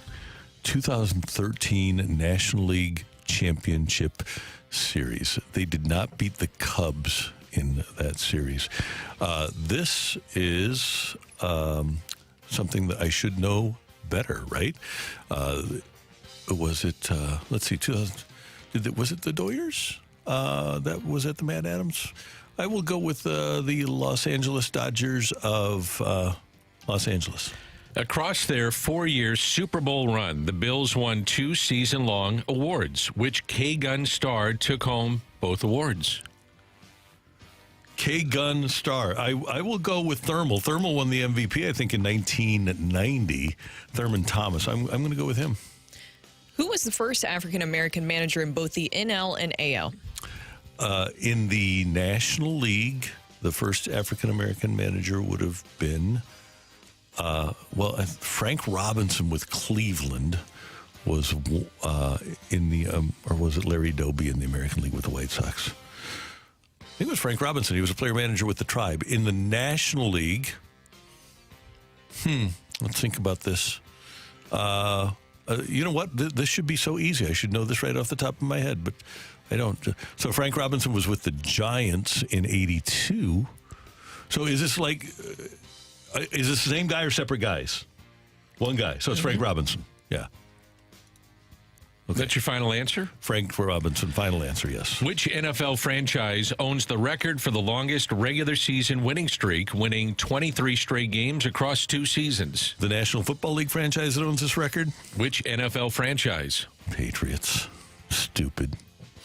Like 03, 04. Stupid Patriots. Is that your final answer? Final answer. Matthew, what do we have? Stupid. We have a tiebreaker for the second day in a row, and so let's go through let's go through the rules really quickly. I'm going to read off the tiebreaker question. We're going to give Randy a time to write down his answer. Then, John, we will get your answer audibly. Randy will then show his answer to the camera and say it on the air so everyone knows what it was. And whoever is closest to the pin in this fight for this question is going to be the winner of the fight. John, do you understand those answers or those rules? Man, yes, sir. Yes. Answers, rules, they're all the same thing to me right now. Those rules. Randy Carricker, do you understand the rules? I do, sir. I got it right. Do you have a piece of paper and a pen? I have Lindenwood paper and a Sharpie. Okay. In the entire history of the St. Louis Cardinals franchise, what is the highest batting average over a full season? In the entire history of the St. Louis Cardinals franchise, what is the highest batting average over a full season? Just a minute, John. Randy Carricker is writing down his answer. I am. Was it? Just like, I like the partial chipped sentences we hear. Was it? Could it be? Was it? All right. Randy Carricker's answer is there. John, what is your answer, sir? Let's go with 409. I think it was actually 411, but 409. Randy Carricker, what is your guess, sir? I said 402, sir. All right, so we got to do a little math here. And we have a winner in today's fight. Ring that bell. The winner and new champion of the fight, Average Joe Listener. The fight is driven by Car Shield. Plans to fit any budget. Visit carshield.com today. My goodness. Congratulations, John. Thanks to the tiebreaker, you were able to beat Randy Carricker today. Congratulations on that one. The answer in that one, Tip O'Neill hit 435 for the Cardinals, but that was in the dead ball area, but I didn't put the qualifier on there. The entire franchise, 435 was Tip O'Neill's, the best batting average ever for a St. Louis Cardinal. By the way, Rogers Hornsby had 424 one season. You were going for the 403 of one of Rogers Hornsby's seasons, I think, in your head. But let's go through the questions and the answers of all the questions. The Dodgers lost to the Cardinals in 2013 as they went on to the World Series. Across that 4-year Super Bowl run, it was in fact just Thurman Thomas with the 1990 MVP and Offensive Player of the Year. Jim Kelly getting neither of those awards across his career. First African-American manager in both the AL and NL was in fact Frank Robinson, player manager for the in Cleveland, and then the manager of the Giants. Larry Doby was actually the second African-American manager, also the second player to break the color barrier in sports, which I thought was fascinating. Ernie Banks, by the way, the other option there. Technically, if you want to get really technical, he was the first African-American person to manage a baseball game because there was an ejection during a game, and then he took over as the manager in the dugout. So if you want to get technical, Ernie Banks, a fun secondary trivia question there. And which NFL franchise owns the record for the longest regular season winning streak, winning 23 straight games across 2 seasons? It's actually the Colts breaking the Patriots records a few years later. They won the last 14 games, the last 9 games of one season, and then the first 14 games of the resulting season afterwards for the 23-game record. So a 3-3 tie for John and Randy, and then the tiebreaker question goes to John. So, John, congratulations on your win today. We'll talk to you tomorrow on The Fight. Thank you, John. John with us on 101 ESPN. That's The Fight coming up next. How good is the SEC in football? Whew. Too good for everybody else? That's next on 101 ESPN.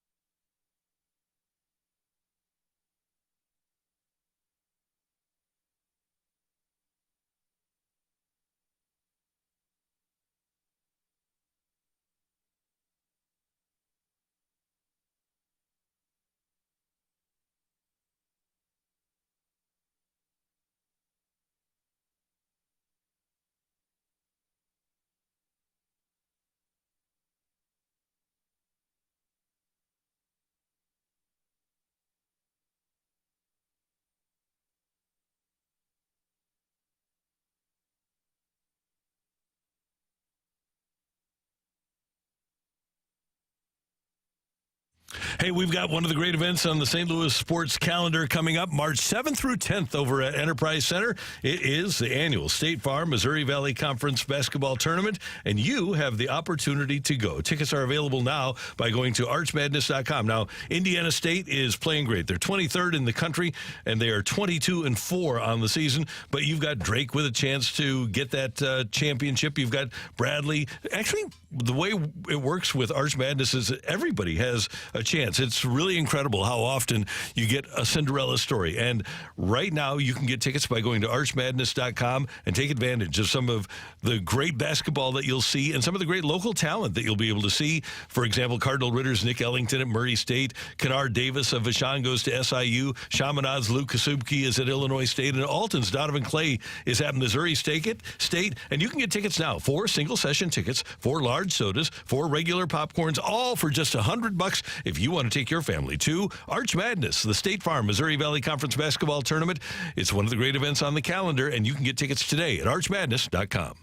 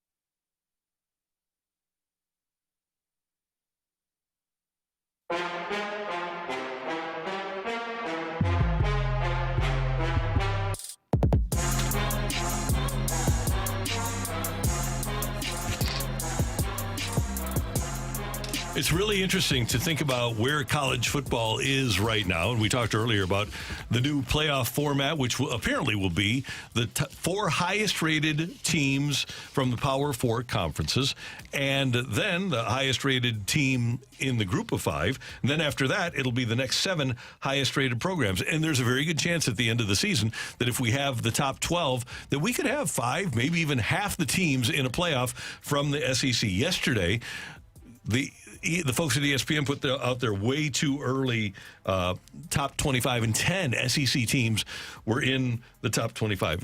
First of all, Brooke, Dan, is that too many teams from one conference to have in the top 25? No, because it just means more, Randy.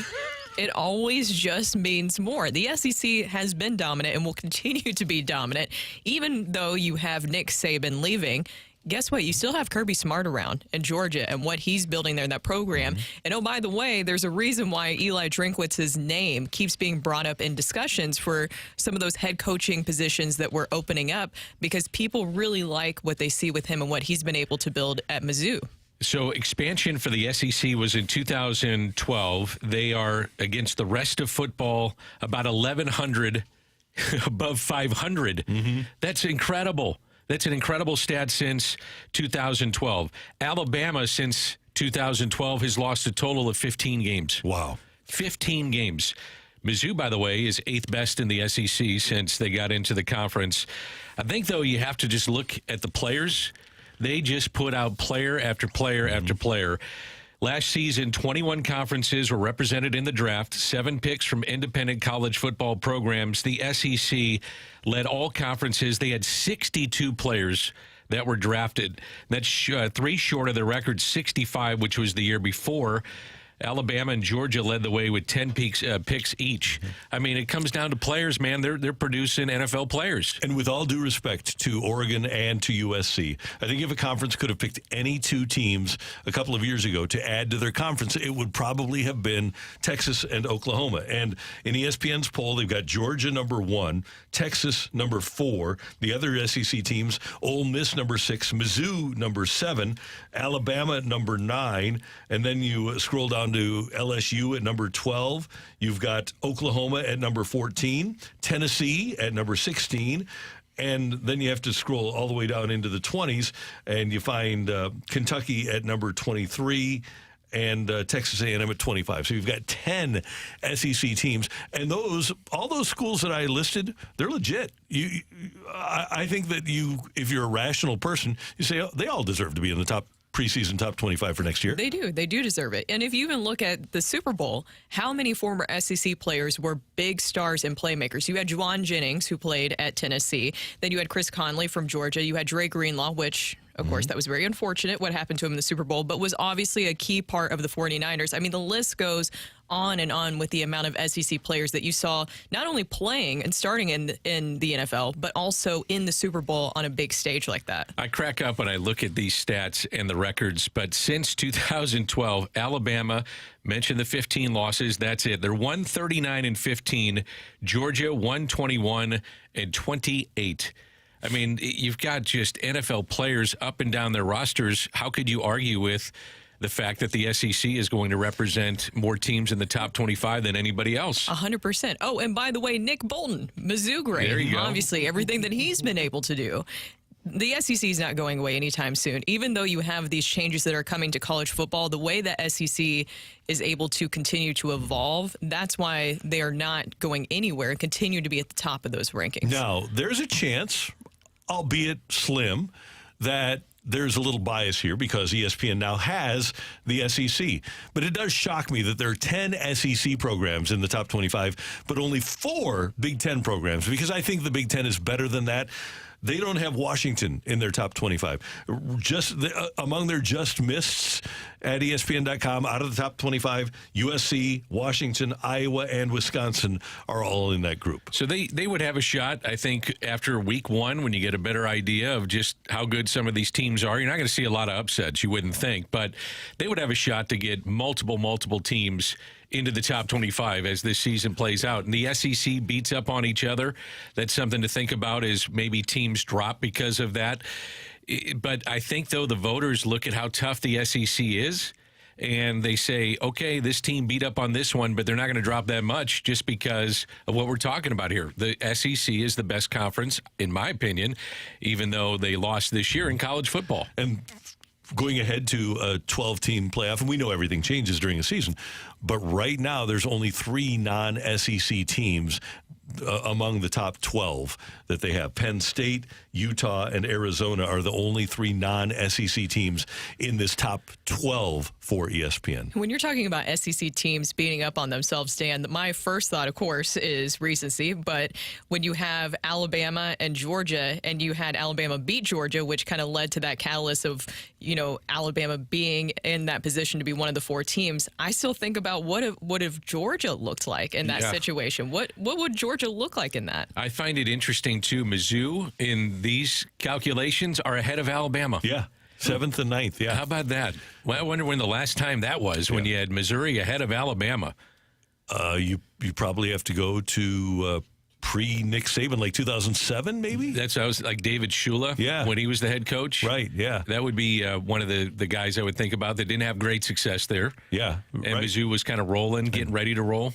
Yeah, but Mizzou was bad for such a long time. Even when Alabama was really bad, Mizzou was even worse. By the way, I misspoke. It's half of the teams. Half of the top 12 are SEC teams in ESPN. Half of the top 12 in ESPN's top 25. Still pretty good. Yeah. It is. Now, I know that we're talking about college football. I just want to get this in because I think this is a really good text from a texter from the 618. Harder question, which sport is the SEC not the best in? Baseball, best. Football, best. Basketball, deepest and at the top. Basketball, I think that you could. Big Ten's pretty darn good. Big Ten and basketball. Yeah. According to Ken Palm right now, the Big 12 is number 1 with a bullet in basketball right now. And that's going to change, obviously, when they lose to a couple of the good teams. But right now, this season, like eight of the 8 teams out of the Big 12 are going to be like hot, like good seeds. Like the Big 12's killing it. So that's what they got going for them. That's nice. Illinois won last night, which Rocc mentioned in his sports update. And Juwan Howard was against Michigan. They blew him out at home. Juwan Howard, I think, started his post-game presser by saying, "You're welcome." Yeah, I think. I have to go back and check that, but I think he did. I saw that on social media. Probably not what you want to hear if you're a Michigan fan. Not at all. Yeah. And you're anticipating him to be a player, former player, and now coach that takes you to a different level. Yeah, and it's got off to a good start, but it's not looking great right now. No, sir. No, sir. Michigan fans are I did not see them turning on him as fast as they have, but Michigan fans have already turned on him completely. We like winning. Like it wasn't Nick. I think it was Nick Stauskas came out and talked about how the program's falling apart and how they don't play like Michigan plays anymore, which is crazy because Nick Stauskas is like 30 and he's talking like he's 50. But yeah, apparently he's kind of lost it there. 314 says the SEC probably is awful at chess. Oh, hey, now, yeah, that's a shot. I think probably accurate though. Lacrosse. We have 2 AAC accredited schools. There you go. Vanderbilt and Mizzou. Yeah. I actually think Mizzou chess did just win something. Really? I think so. They do have a chess team, or is it a club team? It might be a club team, but I don't know how many teams have. Yeah. How many NCAA programs have sponsored 100% chess teams? How's SEC hockey? You think? Not great. Yeah. Club teams, I guess, if they even have it. Mizzou has a club team. I know that I know Mizzou has a club team for hockey. And Mizzou has been good at times in wrestling. They're great at wrestling. Yeah. The wrestling program. Yes. Yeah. Are they in the SEC now? What conference is the wrestling team in? I don't know. Wouldn't that be in the SEC? Well, no, maybe not. For a while. Yeah, I forgot about that. They might have it. I don't know. We've got to call Brian Smith. I think they're in the Big 12 again. Yeah, Big 12. Okay, there you go. Coming up next year on 101 ESPN, we've got our rush hour reset. Rough night for our St. Louis Blues, and some interesting stuff happening this morning. It's coming your way on 101 ESPN.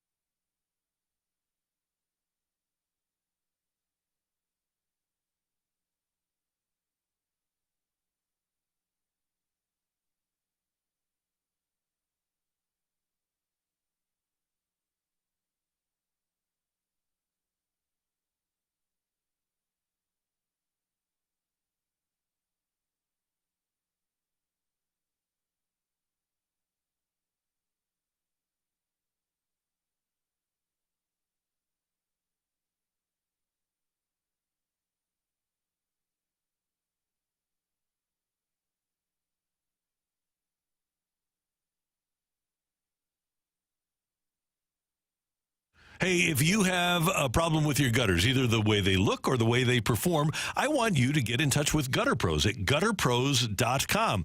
Maybe your gutters are old and rusting out and they just don't look attractive anymore. Well, go to gutterpros.com and set up an appointment, and they'll come out and take a look at your gutters and tell you what you need. A lot of times, especially when we get ice, gutters will pull away from your home.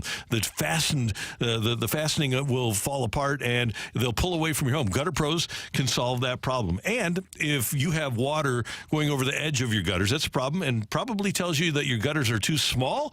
Well, Gutter Pros can provide the right size for you. Whether it's residential or commercial, they can provide really attractive, really well-functioning gutters for you. Water goes where they tell it to go at Gutter Pros. They have a great company in St. Louis, A+ rated by the Better Business Bureau, 4.9 out of 5 stars on their reviews. Their people are great. They care about you in St. Louis, and they'll come out and provide you a free estimate with no pressure.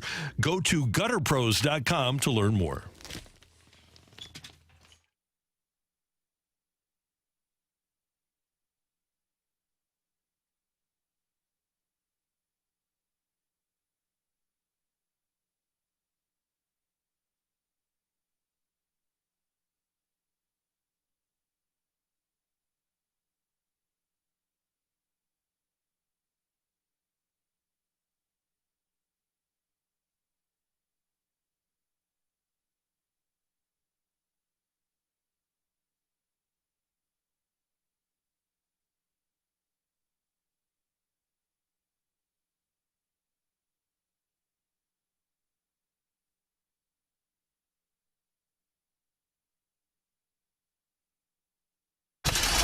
Recapping the biggest sports stories of the day on the opening drive with a Rush Hour Reset.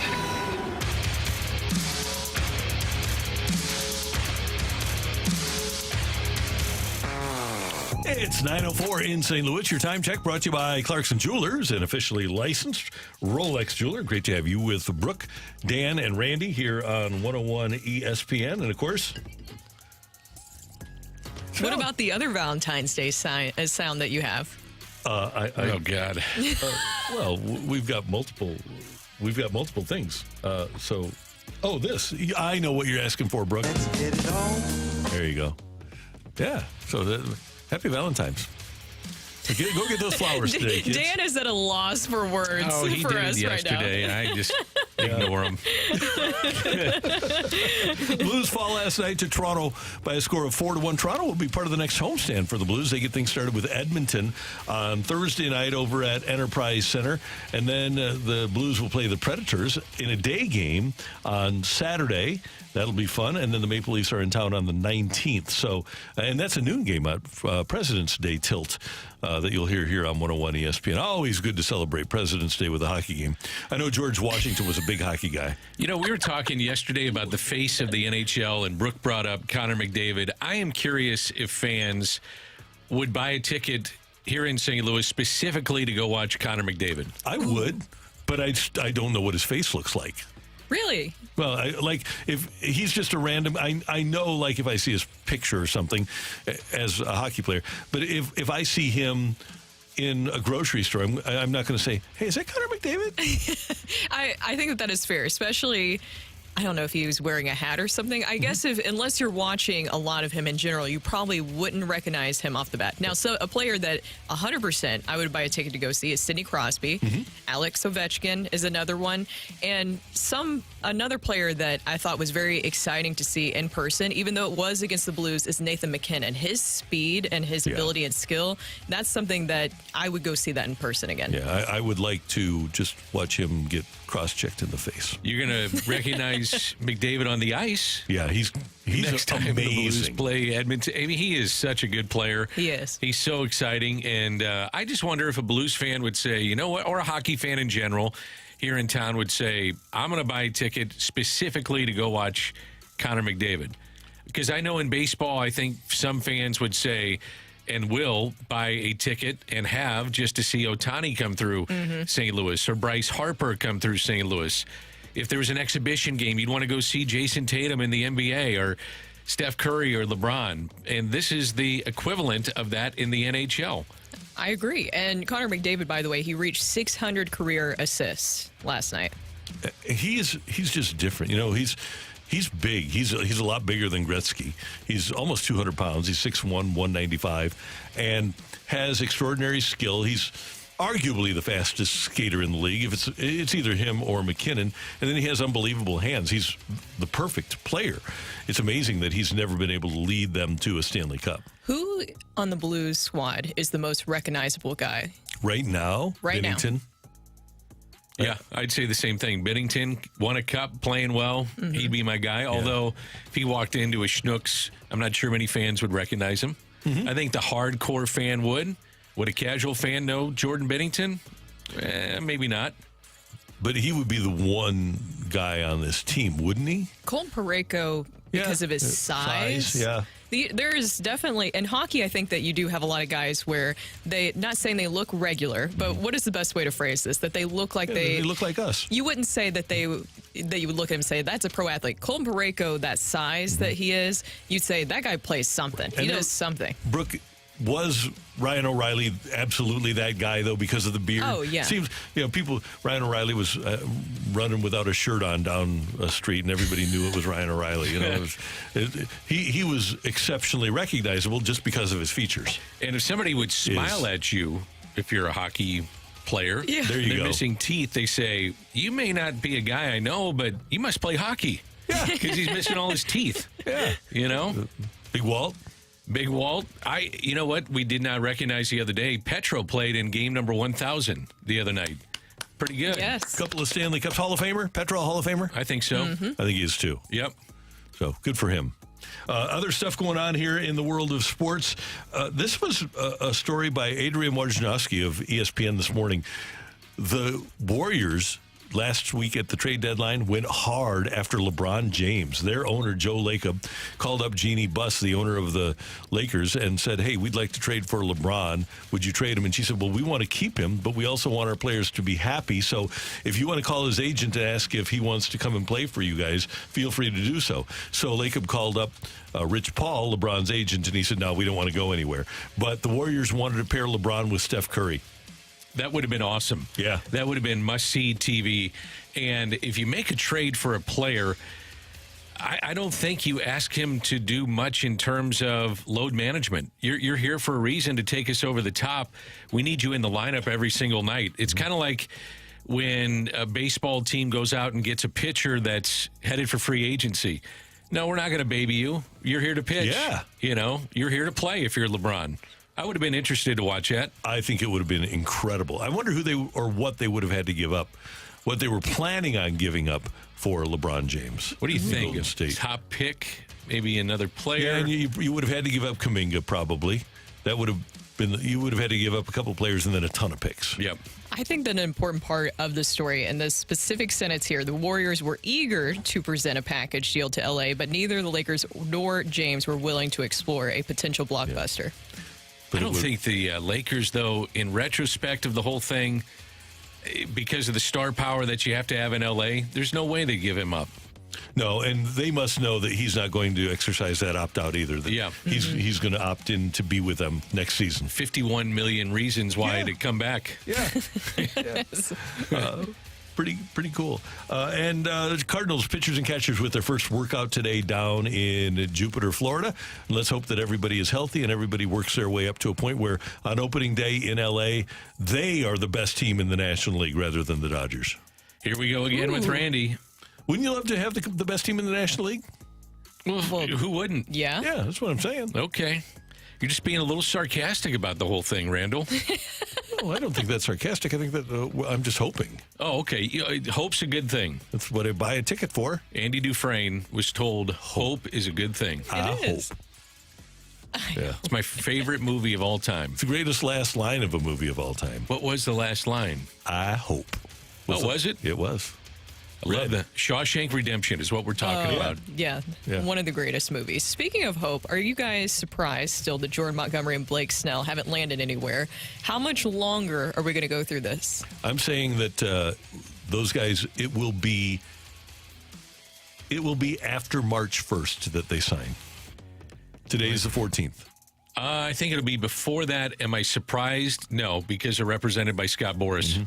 So that doesn't surprise me at all. Do you think the players enjoy this? Oh, sorry to cut you off. Do you think the players enjoy this? Because if he is advocating for them, do they want this waiting for this long? I'm sure they want to get with their team immediately and start working with them. I think it's anxiety for them. Mm-hmm. You know, they want to find a place to play. They want to start training. They're training on their own, but it's still not the same when you're with your team and your teammates. So I think there's a little anxiety with that. And remember when the Cardinals signed Greg Holland at the end of spring training, and he was a Boris guy, and he never had the opportunity to get ready. The Cardinals didn't baby him and send him to Memphis. They pitched like in 25-degree weather on opening night. In New York. Yeah. Mike Matheny wanted him. The Cardinals went out and got him, and he was not the player or pitcher they thought he was going to be. No. And I would fear that these guys, unless they get in right now, that they won't be ready, because it's one thing to be working out on your own and another thing altogether to be preparing during games and having to throw with umpires behind the plate and real hitters at the plate. I would imagine, too, that these players say, I'm ready to go. And teams are like, yeah, we invested, $150 million in you. So, yeah, you're game one starter or you're game two. And unless the other side of this is that they baby them and say, we have invested so much money in you that we're going to make you skip the opening starts or two to make sure that you're ready for the regular season. Just based off of the interactions that I have had with Jordan Montgomery and even how he's carried himself in interviews, it seems like he's a guy that wants to compete and wants to be on a team. That remember he said last year, he says, I don't want to be a loser. Mm-hmm. That's a guy that wants to be working with the team right now. And I'm sure he thought it was going to happen with the Rangers, but for whatever reason, it seems like the Rangers are still holding out to figure out what's going on with this TV revenue. And I think they're locked in now. They've got their TV money. They know how much they're going to have, so they should be able to make an offer if they so desire. Apparently, the Yankees made a 6-year, $150 million offer to Snell. He turned it down, and Boris said he wanted 9 years. And I haven't seen an offer to Montgomery attached to the Yankees. I haven't either. You want Blake Snell at that money, averaging 5 walks per 9? No, and 5 innings. In 5 innings. Yeah. Yeah, it just doesn't. Now, no one's going deep into games. I get that. Analytics say 2 times through, get them out. But, man, that's a lot of walks for 9 innings. If you could choose between the two, and it doesn't have to be the Cardinals, but just saying that you're a team and you're going to get a pitcher and you need a starting pitcher, if you had to choose between the two, who are you picking with Snell and Montgomery? I'll take the guy that's won the 2 Cy Youngs. Yeah, even I was though he going doesn't Snell. give me innings. Yep, I'm going Snell. Great swing and miss stuff. Can dominate. And probably will ask to go deeper into games, too, if it allows. Yeah. He'd be a pretty good guy to have on your team. Would he ever? Yes. Yeah. Cy Young awards are hard to come by. When you win a couple, that's pretty impressive. Yep.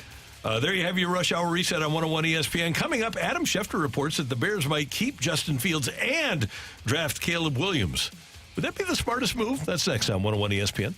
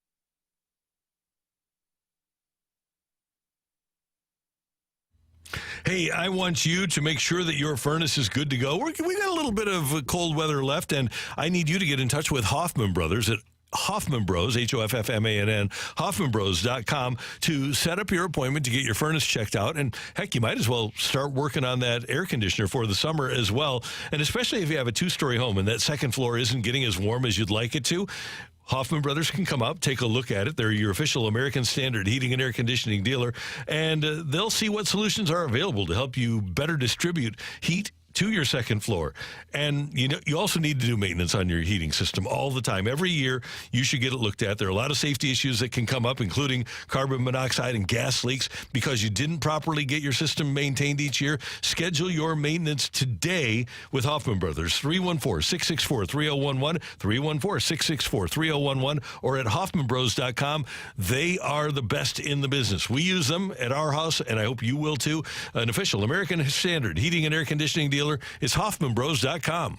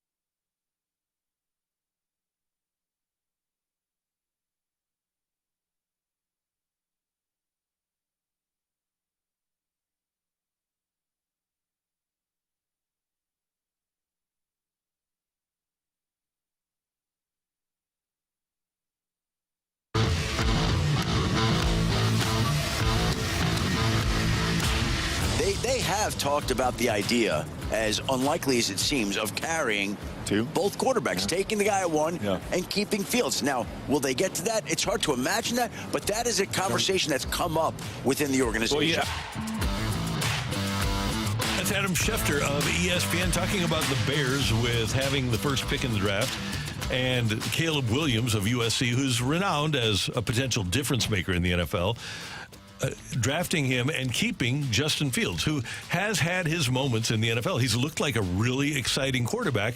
But in my opinion, Brooke and Dan, I don't think Justin Fields has shown me that he can be a Super Bowl quarterback. And ordinarily, a guy will show you by his third season whether or not he's capable of winning a Super Bowl. I'm not saying that Fields can't, because there are people that have come from nowhere. Brock Purdy came from nowhere, obviously as a rookie. Look how long Kurt Warner kicked around before he got the opportunity. Or a guy like, not that he won the Super Bowl, but Jake Delhomme when he was with the Carolina Panthers. There are guys who rise to a different level. I just don't know if Justin Fields is that guy. And I also would be concerned about getting Williams and then playing Williams because he's so good, better than Fields, and then Justin Fields' value diminishing in front of me. My whole thing, though, is that do you honestly think that it would be hard for any quarterback to really grow and thrive and develop in that environment? I think in Chicago, yeah. With the coaching that we've talked about. Right, yeah. And they have a new offensive coordinator now. They got Shane Waldron, who he's a McVay disciple who was with Seattle for the last 3 years under Pete Carroll. I think that it would be tough. Chicago's never had a quarterback that's performed at a high level, at an extraordinary level. They still don't have a 40-touchdown guy. We had Kurt Warner here. We fell into one here in St. Louis, and they still have not had that guy in Chicago. So you have to be concerned about their history. But you also have to look at the future.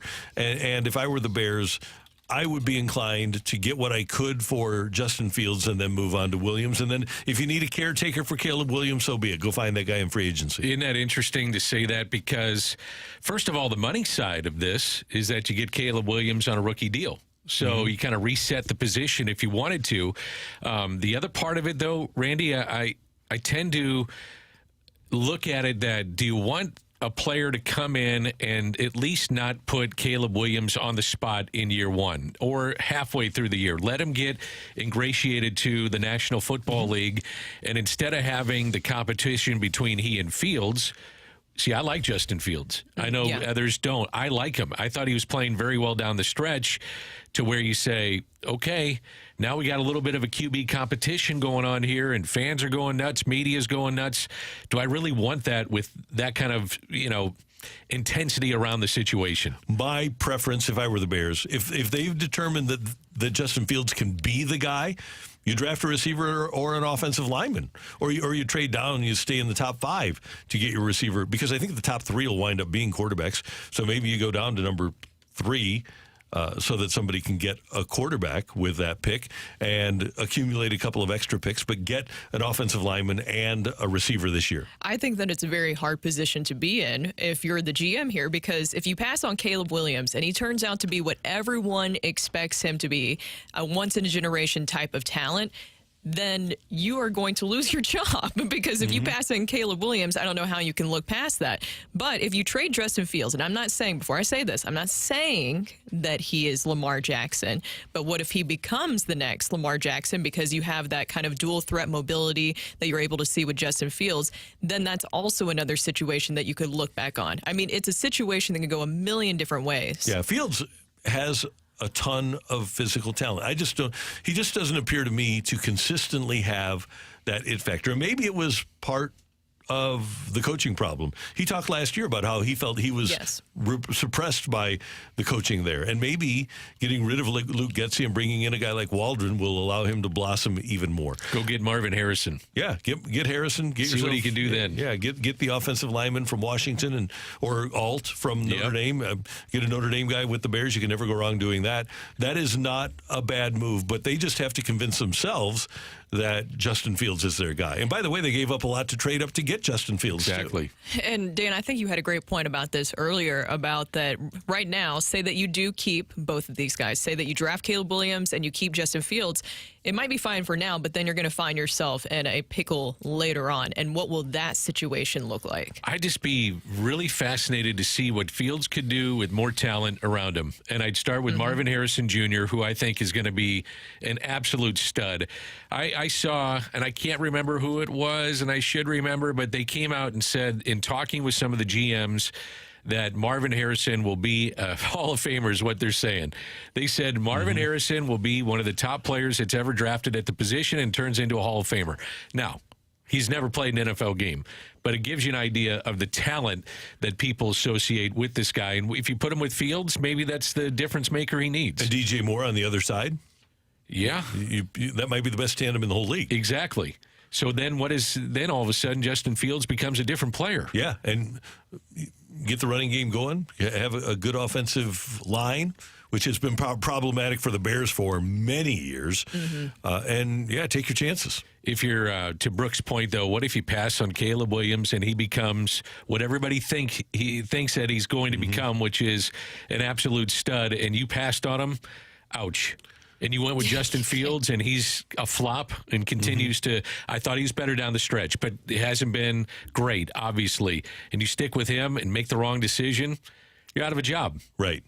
So that's a tough decision for them. That's why I think I would go with and I decided this late in the season. I think I would be inclined, if I were them, to see what I can get for Fields and take Caleb Williams, because here's a guy that's played a lot of football. He has lifted a team. Even though the defense at USC was bad, they still wound up scoring a bunch of points. He's a really good player. And he might not wind up being as good as Drake May or Jaden Daniels, who also might go in the top 3.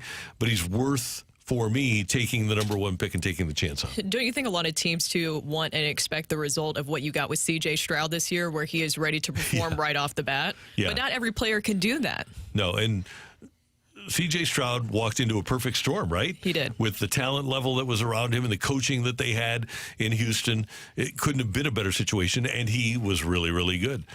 And so that might be the thing. But who did C.J. Stroud follow? He followed Justin Fields. So maybe the thing to do is, if you're Chicago, try to figure out, okay, they like Fields a lot too. Similar skill sets, actually, Fields and Stroud. So maybe the thing is to unlock what value Justin Fields has. Maybe they have with the addition of a guy like Waldron. I think, too, I would love I'd be inclined to bring in, if I traded Justin Fields, a guy with really good experience that's out there, just to give him a chance to ease into the job. And there's not so much pressure being the number one. I mean, look what happened in Carolina. You know, so much pressure to be the number one guy and to start on opening night. That's tough to ask for a young man. Bottom line, if you were in charge, if you're Ryan Pace, or is it Ryan Poles, right? Ryan Poles, right? Yeah. The general manager of the Bears. Is there any chance that on opening day you would have both Fields and Williams on your roster? No. Me either. No. Not because of the pressure that'll go along on him, media, fans. If Fields has a bad game, you better put in Caleb. I mean, you're going to hear it nonstop throughout the season, and I think you just eliminate that headache. And if Fields or if Williams shows himself to be the best guy, Fields' trade value is going to go down, down, down. And you're going to wind up like the Chargers were when they lost Drew Brees as a free agent for nothing because they drafted Phillip Rivers. You got to maximize your assets, and that's what Chicago needs to be thinking about right now. That's Brooke. That's Dan. I'm Randy. And coming up, a record number of American adults bet an unbelievable amount of money on the Super Bowl. And what if the 49ers had scored a touchdown on their first possession? We'll hear about that situation next on 101 ESPN.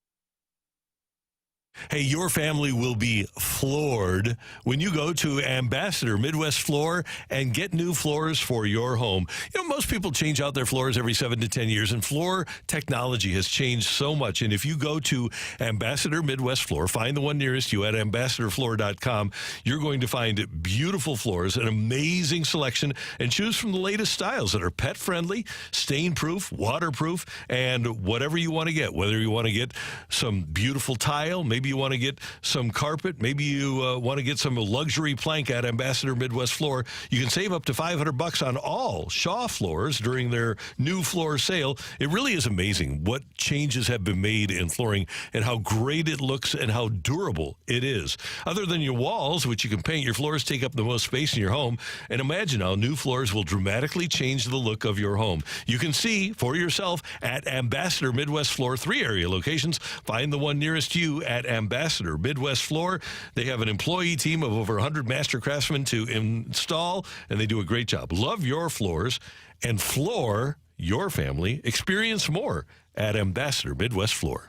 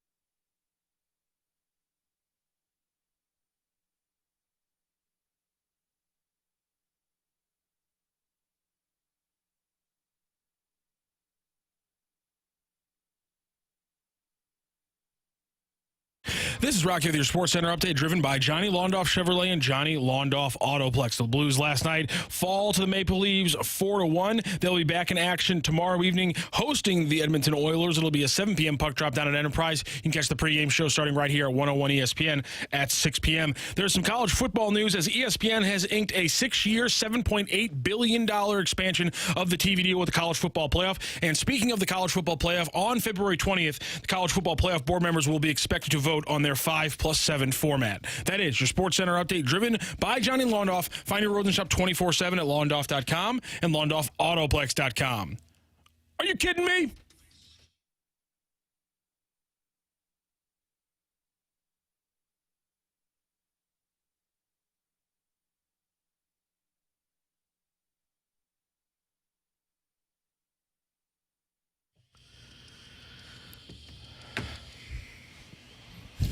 The American Gaming Association saying that 67.8 million Americans bet a combined $23.1 billion on Super Bowl 58. Obviously good for the gaming industry. Oh, I would say so. $23.1 billion. But as we always say, there's a reason that all of those buildings in Vegas are so big. Well, people are making a lot of money for them, and Vegas don't lose all that often. They do not. Yeah. So I'm congratulations to you if you won a bunch of money betting on the Super Bowl, but just as many lost. That's the way it works. I think that it just shows you how much that industry is growing. And I know that there's also the other side of it of where it can be controversial in a lot of ways. 60 Minutes recently did a piece on gambling and the rise of it and the negative side effects. But at the same time, I think there is positives of what it can boost, not only to your local economy, but state economy as well. There's so many people I know, some friends, if you want to say, some friends you might know, who go across the river to Illinois or might go elsewhere to spend their money and bet. Wouldn't you like to keep that here in Missouri? I just always think about that when it comes to when you hear these numbers. I want to keep, I know, of course, not in that scale here in Missouri, but still, wouldn't you want to keep that here in Missouri? 38 states have legalized gambling. Missouri, not one of them. These other states, since 2018, have reaped a total of over $4 billion of taxes from more than $280 billion wagered on sports since 2018.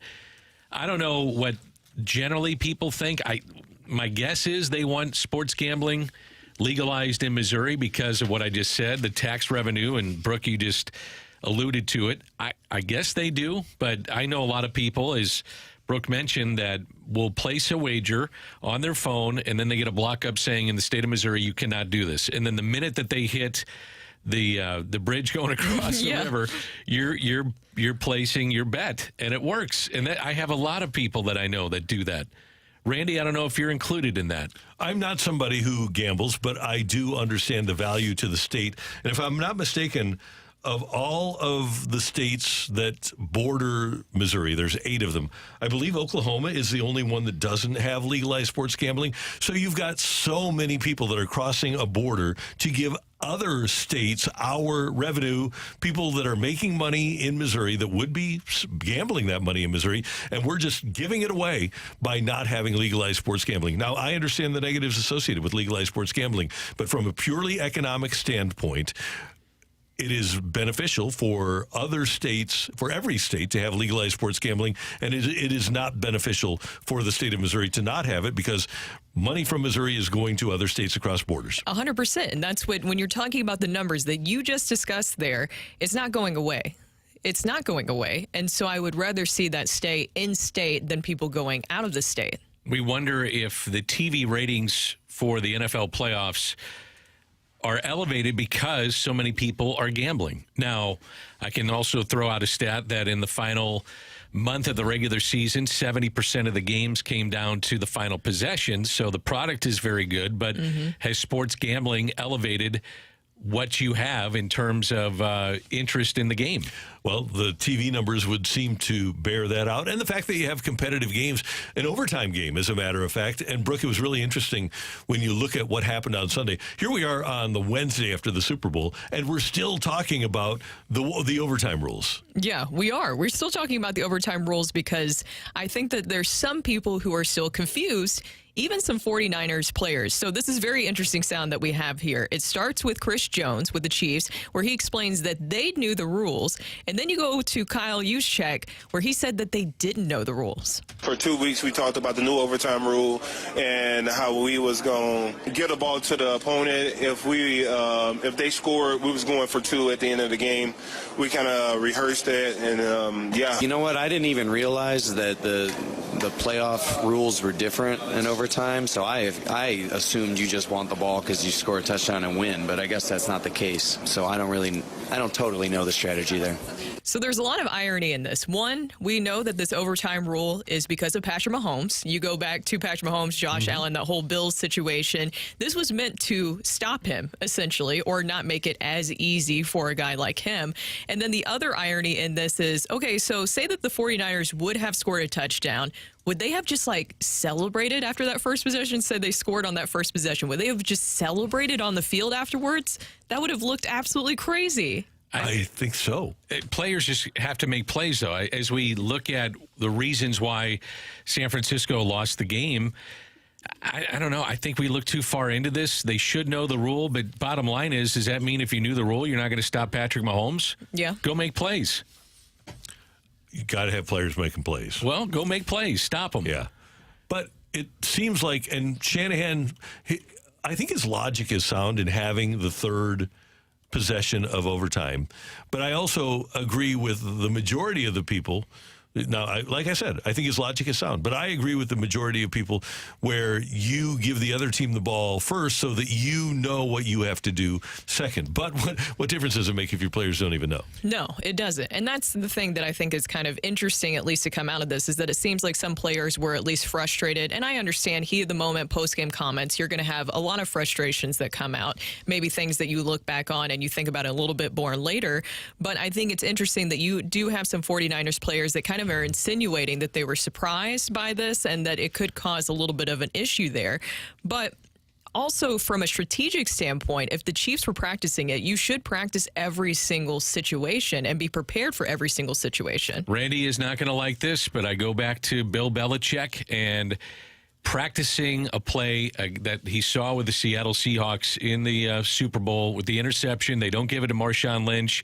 And after the game, the players of the Patriots said, yeah, we were prepared for it because they did it a couple times in the regular season. We prepared for every aspect of that game. Mm-hmm. Yeah, which is something that he would have learned from Bill Parcells. Yeah. So, and Jimmy Johnson was that way. Jimmy Johnson knew the weather of the game. Right. Jimmy Johnson knew what the clouds were going to be doing at 2:30 in the afternoon for a noon game. The people with great attention to detail, Dick Vermeil, one of these guys, they knew and they coached. Here's what Kyle Shanahan said. He said, we told everyone as we were waiting for the coin toss to review everyone to make sure that they knew before we go out. So we asked position coaches to do that. But I didn't, this is Shanahan, I didn't cover it in a meeting on the Super Bowl week. I don't think that changes anything. Well, the Chiefs players were saying that they were going over these things in training camp. Yes, because practice makes perfect. Mm-hmm. And it is as simple as that, I believe. I think that's the biggest difference is those attention to details. When you're talking about that, the attention to details is always what's going to come down to because it's the little mistakes that will cost you in games. So one of the mistakes that they made, Chris Jones wasn't blocked. Brandon Ayuk was wide open. If you block him, you hit Ayuk. What are we talking about today? San Francisco went out and scored first, and people say, well, that strategy worked because you put the pressure on Kansas City to score a touchdown, not just a field goal. Yeah, just hit an extra point in regulation. That's the other part. That seems like a pretty routine play. So there's a lot of things that go into it, but I think we can all agree that the better team won. I agree. Ultimately, 100%. at the end of the day, San Francisco was really good and they were favored, but I think the better team won. I think the better QB won. He did. I'm not sure they're better. I mean, they won, but number 15 makes things happen like nobody else can. But that defense. Yes, you're right. There's a lot of talent on that San Francisco offense that was held down pretty substantially by the defense of Kansas City. Spags is awesome. He's great. He really is great. And if the 49ers would have won, one of my guys that I would have looked at as an MVP would have been Nick Bosa.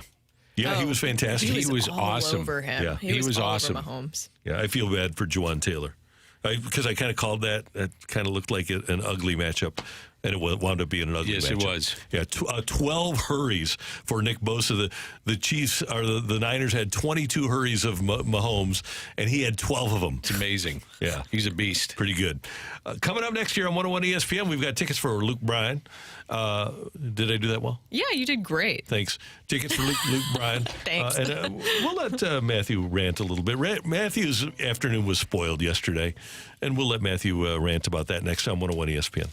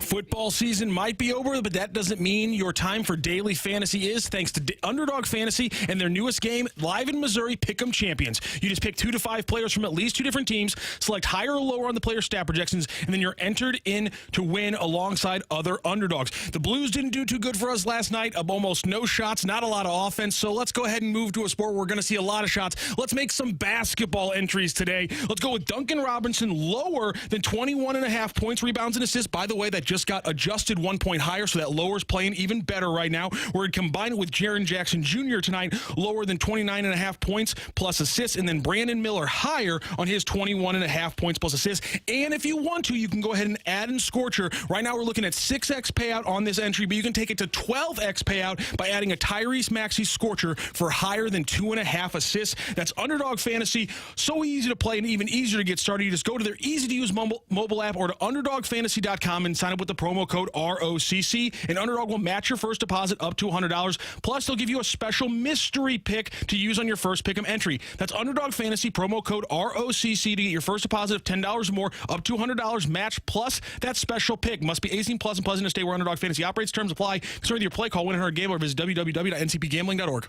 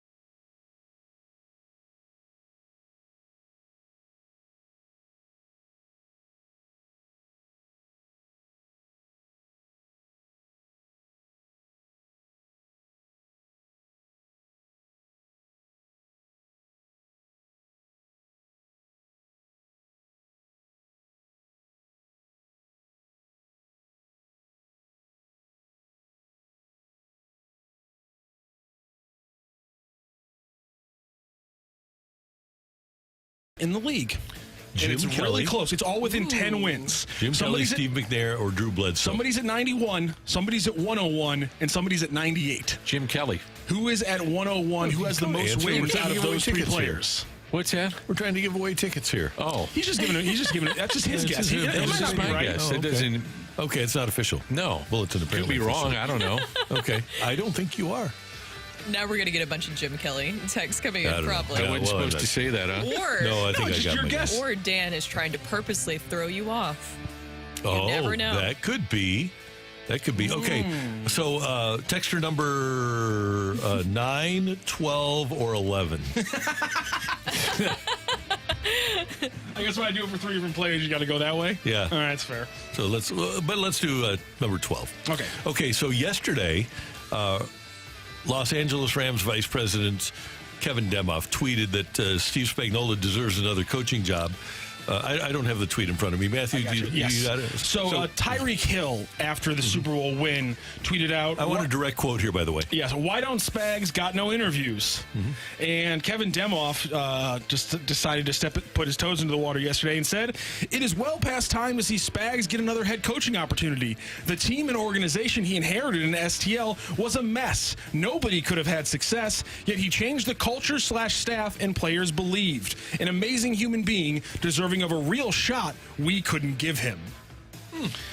And I know it shouldn't. I know that nothing I see on Twitter should actually make me personally angry unless somebody tweets out hey, we just harmed a member of your family. But nonetheless, that tweet ruined my afternoon yesterday and sent me on just a furious path the rest of the day. I was in a bad mood for the next 5-6 hours because there's so many different threads of this that make me angry. But the first one is that he was bad at his job. They were terrible at hiring coaches and signing players, maybe on purpose.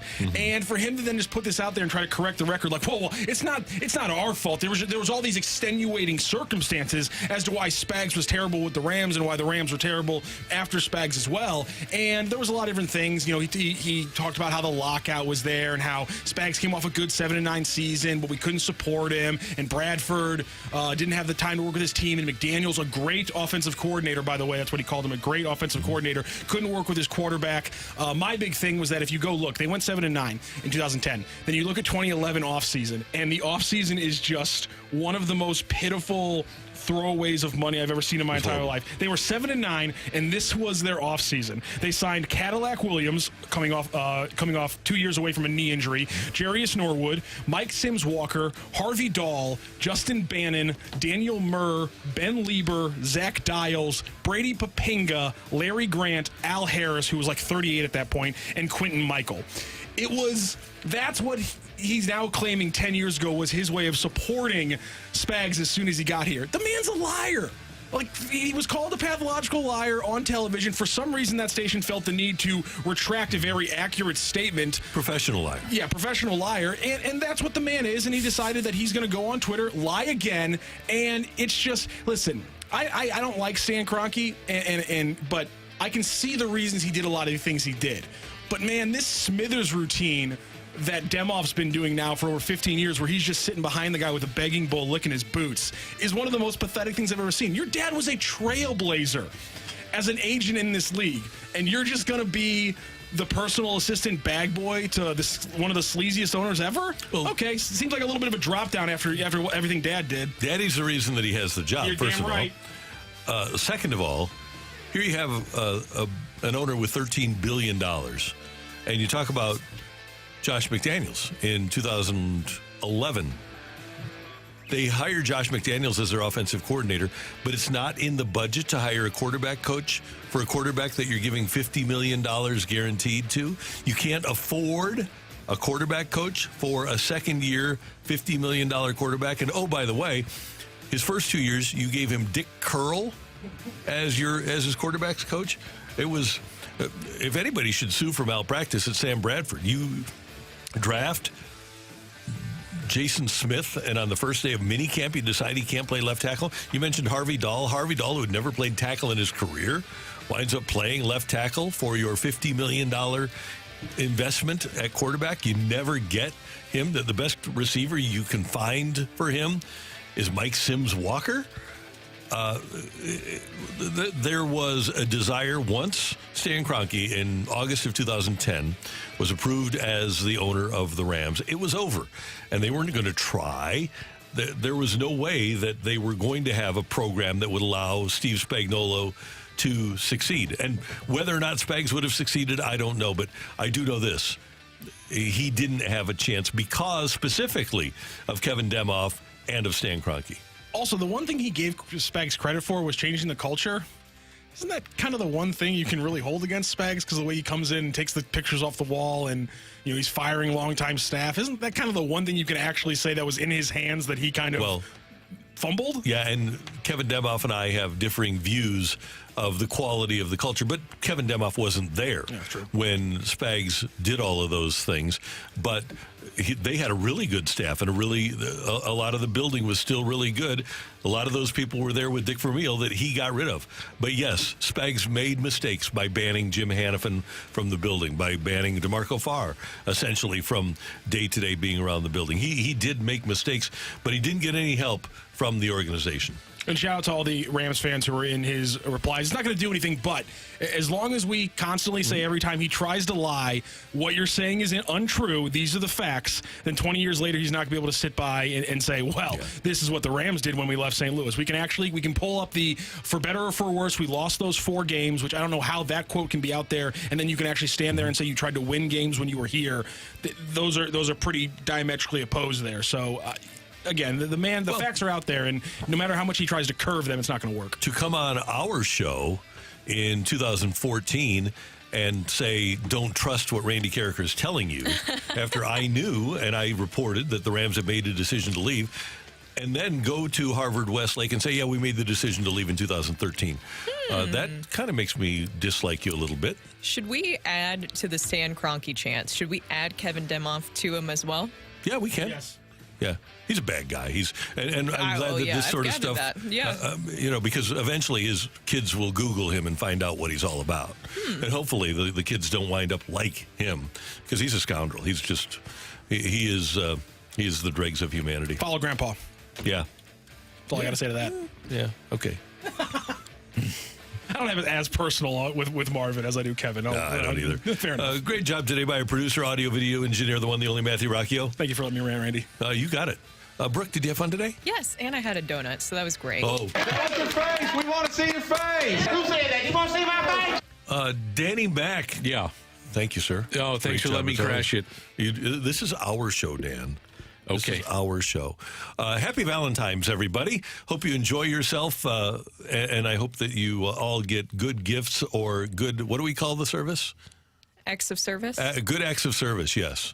Hope it's very satisfying for Why are you. you making a face? Oh, okay. All right. Well, Josh, Randy. Josh Ennis is up next. Oh, we'll just continue this. Yeah, I was going to say. Perfect segue. What a leadway into that one. After Josh, we've got BK and Ferrario. That includes Ferrario. It's pretty cool to have Alex back. And then the Fast Lane. That includes Jamie Rivers today, along with Carrie and Anthony. For all of us, we thank you for tuning in, texting in, and being a part of the show. Till tomorrow morning at 7.